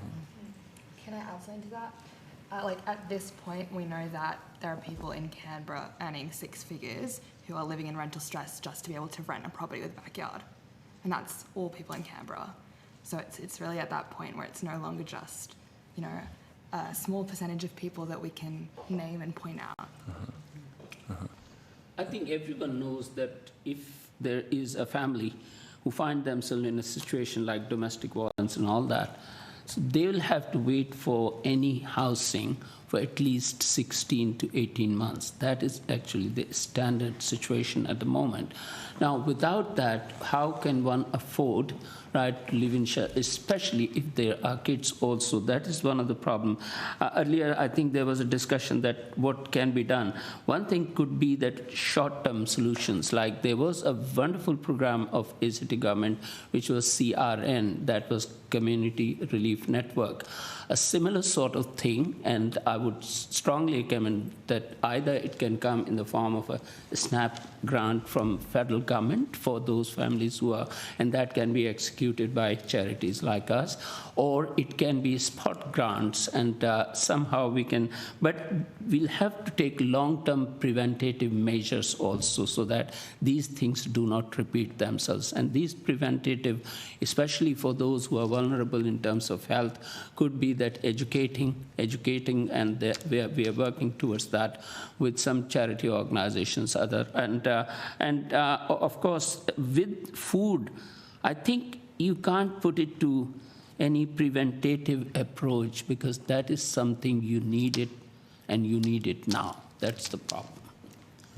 I think to answer the question that you asked, Senator Pocock, from our perspective, what we've seen is a change from, as Francis had said, previously we'd get a lot of clients coming through, certainly our food insecurity program, who were elderly, who were on a pension or a support program, who would come and we would be the supplement to their groceries that they were already purchasing themselves.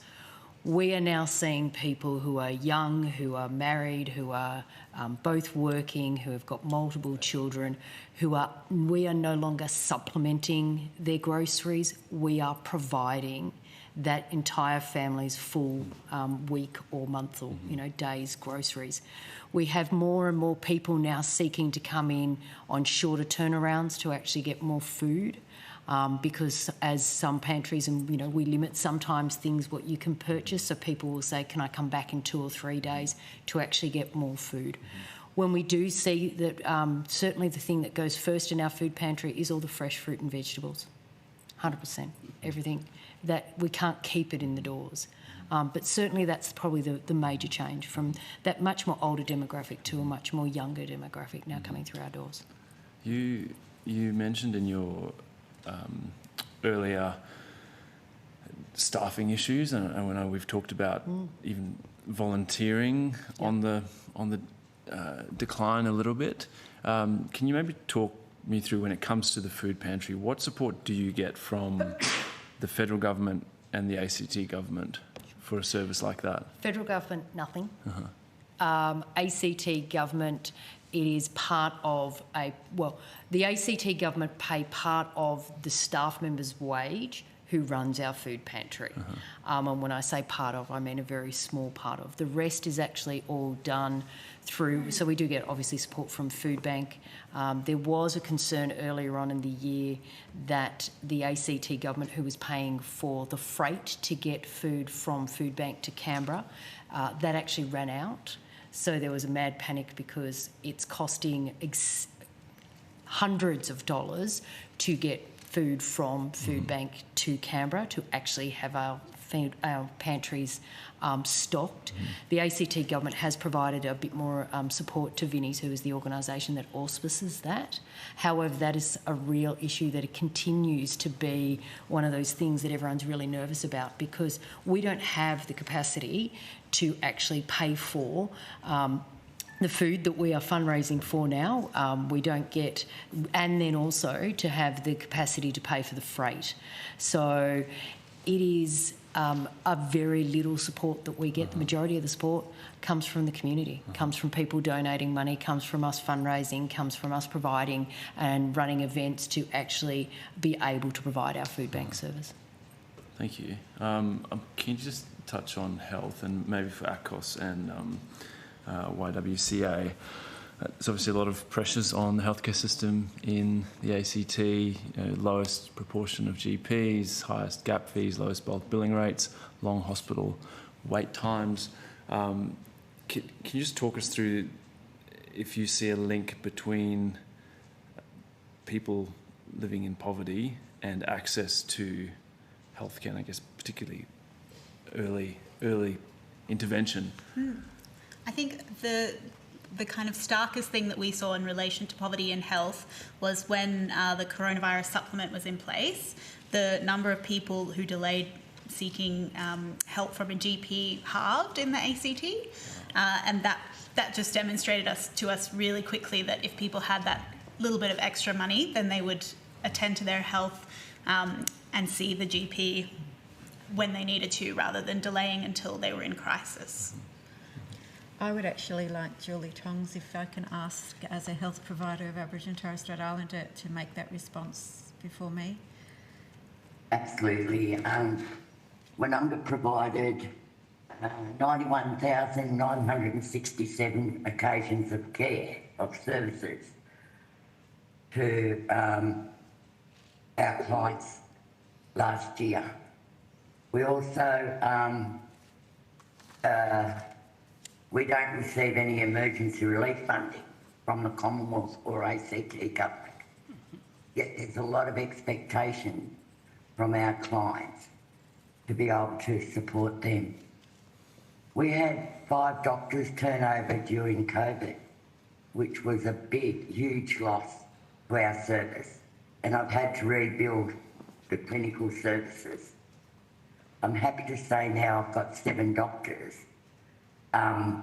3 full-time and 4 days a week. But the demand on our services is huge. The problem is we can do a really good job here at Wonunga, but we hit the wall when we refer out. I have a doctor that comes to me from Ballina, and he said they have better access to services in Ballina than what we have here in the ACT. We call an ambulance, we send our clients to the hospital. They're back here the next day. We have a client that goes to an emergency department.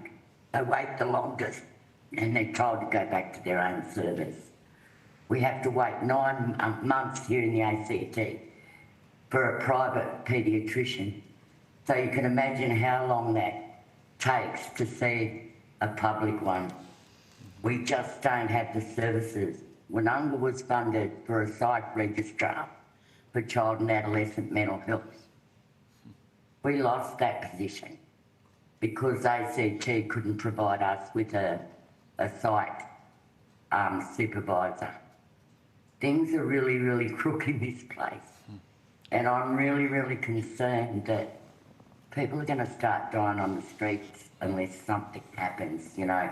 We're fortunate that we are a bulk billing service, but I've had to now say that we can't take any more non-Aboriginal clients because a lot of our Aboriginal clients that were in a position to go to other GPs closer to where they live, them GPs aren't bulk billing anymore and they're all coming back to Wonunga.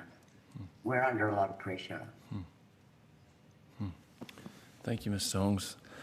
And outside of the issues that you just went through when it comes to health, how would services and support for Aboriginal and Torres Strait Islander people in Canberra compared to other capital cities?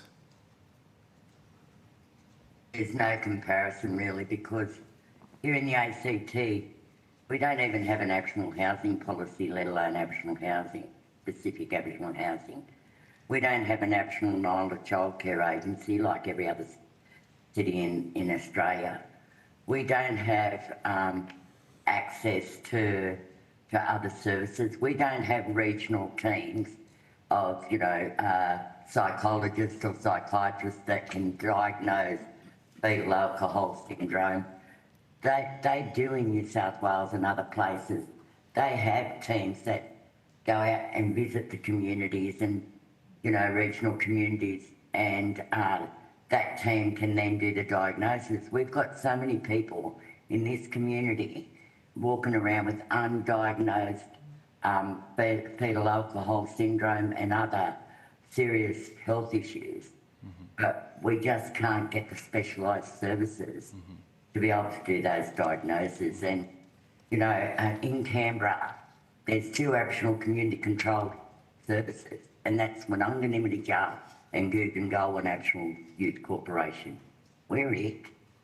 Can I just interrupt? We've got someone in fact, Mr Davis in the audience who'd like to take a photo. Is everyone happy with photos being taken of you being there? Yep, great. Sorry. No problem. Thank you, Ms Tongs. I think it was your opening statement, you mentioned people being moved out away from services. Can you maybe just expand on that a little bit and your concern there?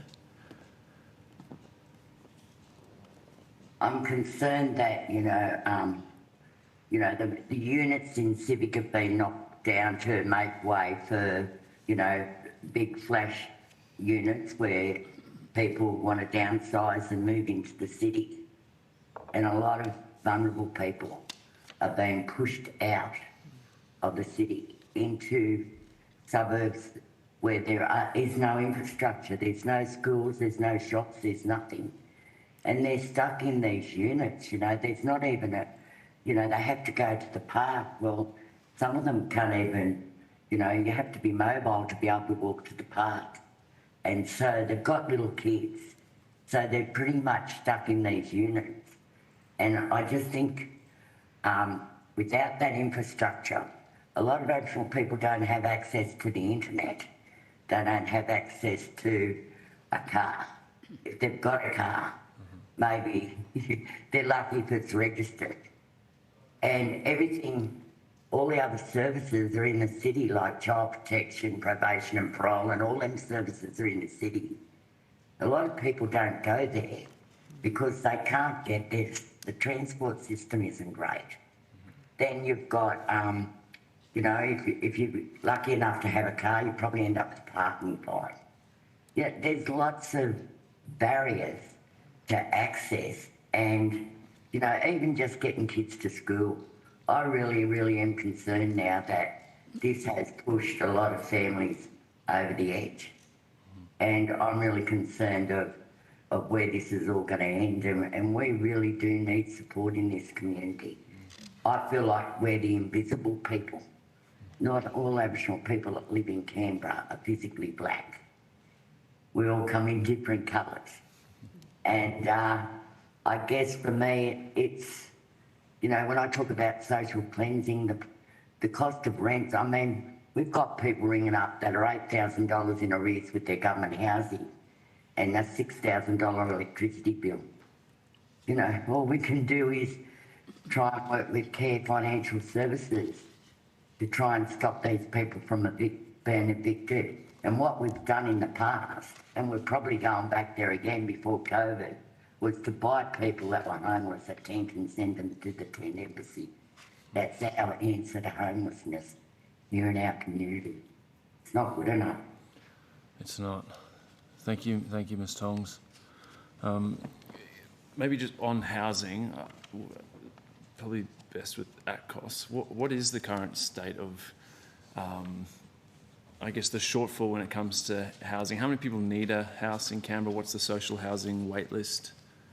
Do you have those figures for us?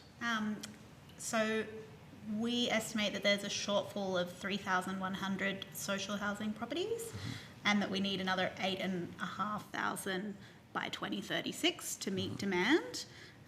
The standard wait list for public housing is 4.8 years at the moment, and the priority wait list, I think it's 337 days, so close to a year for those at the top of the list. So it's really dire. Yeah, as others have mentioned. Oh, I just wanted to jump in. It's the 3,000 shortfall of social housing is a number that's actually been going around for a few years now. And I think that when we talk about it now, we have to also remember that the census data for Canberra last year showed that there was, I think, was it 20,000 people who were living here that we didn't know about. So I think when we talk about the 3,000 figure now, we actually probably need to amplify it a bit. Yeah, and in the previous census, not last year, we had 1,600 people who were experiencing homelessness. We haven't seen that data for the most recent census yet, but I imagine that it will have gone up by now. And we also have the highest rates of persistent homelessness in the country, at 43% of service users experiencing at least 7 months out of 2 years, homelessness for at least 7 months over the last 2 years. And that number is higher for Aboriginal and Torres Strait Islander people. As Ms Tongs mentioned, many of these statistics are worse for Aboriginal and Torres Strait Islander people, especially in relation to housing, because we don't have an Aboriginal housing provider in the ACT. And can I just add to that quickly? Sorry, and I guess in addition to all those people not having access to housing, there's also an impact on people accessing other services that they might need. So a lot of the services that we work with who provide temporary accommodation or emergency support, because they're in a position where they're not able to transition their clients into permanent housing, they're not seeing the same number of clients that they would ordinarily see. So there's this backlog of people, they're not accessing those services that might provide them with some of those other care needs that they have. And so what happens to people who are on that list for 4.5 years or on the priority list for almost a year? What do you do in that time? Where are they living? It's a good question. People are experiencing homelessness, they're couch surfing. For some people who are experiencing family violence, they might be in respite housing, which often means a motel or a hotel room, sometimes with their kids. So they might be in one room with 2 kids for months on end waiting for housing to happen. Can I say, as an aged care provider, under the new reforms that the Commonwealth have brought out, they have launched their new Care Finder program on the 1st of January, which is about supporting people over the age of 65 who are homeless or facing homelessness. At the 6-week mark, that program for us is now full, and we actually are starting to turn people away because we do not have the capacity to actually undertake any more referrals at this time. Wow. And we're certainly hearing stories about families sleeping in tents at the Cotter, sleeping in cars, sleeping in all sorts of, lots of couch surfing and, slightly more dignified circumstances, but some really, really sad stories that you wouldn't want any family to be living in. Yeah, exactly. I support this because we always, in addition to food requirements and all that, these are the issues which they start discussing. And there is lots of people who are suffering. And especially our experience with Early Morning Centre has taught us so many lessons that what are the actual and deeper problems of homeless people over there, because everyone is homeless. And that is something which, how we can solve that problem, we don't know, but we have to do something. Definitely we have to do something.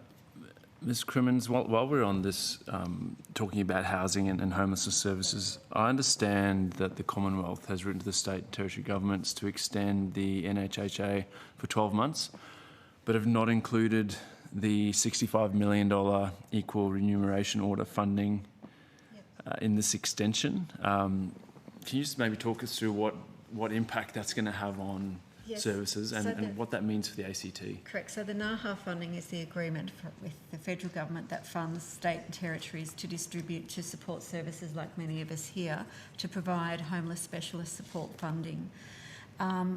Without commitment to passing on the equal remuneration order, in other words, the wage increase and indexation to the sector, that means that it is a $65 million cut in real terms for us in terms of employing support services. So we are, I guess, deeply concerned that we will see it for the ACT, that's $2 million cut straight from our specialist homeless support. And that equates to people working in the front line. And so when you are providing support for people where there is no housing, without the specialist support, and it's a terrible term to use, but we're actively holding people to provide them with wraparound supports while we are trying to find or transition them into appropriate housing, it's a direct cut to that frontline support. And we know if we're going to fix homelessness, it's not just about shelter. Shelter's one element of homelessness. We need to help people feel at home within themselves because of the trauma and the violence that many of our clients have had experience. We need to help people regain their sense of belonging in their community and reconnect them. And for First Nations people, working with specialist First Nations to connect them back to country. So there's 4 elements if you are actually going to solve homelessness. And by ripping away the equal remuneration order, that is the specialist support providers, that will leave a $65 million gap this year. Can I just jump in as well? Sorry. I don't think it's going to be lost on anyone that what we're talking about is a cut to the sector at the same time that everyone here has said that there is a massive increase in demand. Just wanting to add to what you just said is actually that particular portion of the society which are refugees and asylum seekers. I mean, especially the Afghan evacuees which came, they were for months and months in makeshift kind of residences. And then I think that the last one which I heard from last year, people came, some 30 families or so. The last one I heard was just 2 weeks ago when they were moved to a kind of permanent residence. And this is just a two-way kind of thing, because when they are kept for so long in motels and all that, government has to pay a lot of money. And and then when they go, they take another 6 months to settle into their new place, but they always are hanging there. So I think that in this whole gamut, we should include refugees and asylum seekers, especially the Middle Eastern people, and Afghan evacuees and Afghan people. Thank you. And then just to finish on that point, Ms. Crimmins, I understand that currently that 1 in 4 women fleeing domestic violence are struggling to find accommodation. Can you maybe just talk us through the challenges and where you see that going, given these sort of compounding factors that we're hearing about? So I do want to state for the committee, poverty is uniquely gendered. We see more women experiencing poverty, whether it is women with children who are escaping family violence, women over the age of 50 who we find after we've worked with them, there is a history of violence, but a death of a partner, that if they have one health crisis, they are unable to maintain work, and because they've led conventional lives, have very little superannuation to rely on. And so we know that they are the driving factors, and about 67% of people who present in the ACT as homeless would be an older woman, a single woman with children, and being impacted by domestic and family violence. The commitment to have 4,000 houses in the next wave of housing from the federal government for women who are experiencing domestic and family violence, that's across Australia. It's simply nowhere near enough if we're going to meet the need across the country. Homelessness Australia has done an analysis, and we say we need 250,000 social housings built every year for the next 5 years. 25,000 a year, sorry, for the next 5 years. If we're going to come anywhere near meeting that gap. And we've got the national plan to end violence against women and children. We need a national plan. We need our national plan to be homelessness and housing, and we strongly advocate that there needs to be a homeless and housing plan for Aboriginal and Torres Strait Islander people. Last question. Yeah, we've got 5 minutes to answer it. Okay. I do need to leave at 7. Okay. Ms. Andrzejewski, I'm interested to learn more about your work and the kinds of people that are coming to access these services. I guess both here in Canberra, but then you also mentioned that you were assigned to service the wider region. You like you talked about Cooma, Harden, Wagga, Goulburn, South Coast. Is it a similar sort of family there, or are you dealing with different different needs? So we don't have a border to the support that we provide, but the primary focus of the work we do is in the ACT and Queanbeyan area. We're hoping to do more and more in regional New South Wales. At the moment, we never say no. If we're approached by a service, which does generally sort of happen by word of mouth, we provide support. We provide a fair amount of support to the South Coast, particularly through an Aboriginal service we work with down there, and it's mostly to single mums, women who've escaped domestic violence, who have young children. I think what we've seen this year in sort of the ACT region is that there's been an increase in domestic violence, child protection issues, and of course financial hardship, as we've talked about already. And we've seen like a really strong demand for those really basic essentials, like some of my colleagues have mentioned. So it's the lower cost items like nappies, wipes, toiletries, clothing, linen, and backpacks, school essentials that kids need, especially as we started the school year earlier this year. So yeah, And are there federal and ACT grants that you can access or support? How does the funding work for the work you're doing? We do receive funding from the ACT government, which is fabulous. It's a small portion of what we need to keep our operation going. We have found, in terms of federal government funding opportunities, we've found them quite limited. So we've received $3,000 or $5,000 here and there, which has not been directed towards programs. It's mainly about sort of providing some support to our volunteers or some simple capital works. We found that for a small grassroots organisation with a focus on a particular region within Australia, that we're not eligible for a lot of the grants that might have a national focus, although we do work alongside this incredible network that operates across Australia. And we've just found that the grants generally that might be available to us are just very complex, time-consuming. We have, a team of 4 full-time, the equivalent of 4 full-time employees. We all work part-time and casually. So that just hasn't really been something we've been in a position to look at. But we also have found that a lot of the grants are closed rounds, that, the funding's already allocated to certain organisations. So yeah, we think there's some opportunities there to reconsider things. Great. Well, thank you very much. Thank you, Chair. Thanks, Senator Pocock, and thank you all. And again, thank you for all of the such important work that you're doing, and thank you for your time presenting to us this evening about that work. And been very important evidence for the committee to hear. So that concludes today's hearing. We're going to be reporting to the Senate on the 31st of October. I don't think, did any of you take any questions on notice? Don't think so, but if there is any further information you'd like to get to us to add to anything you've said today, if you could get that to us by the 17th of March, that would be appreciated. So thank you to all the witnesses who appeared today. Thank you to Hansard and to Broadcasting for their assistance. Thank you to the Secretariat for their sterling work as usual. And the committee now stands adjourned. Thank you. Thank you.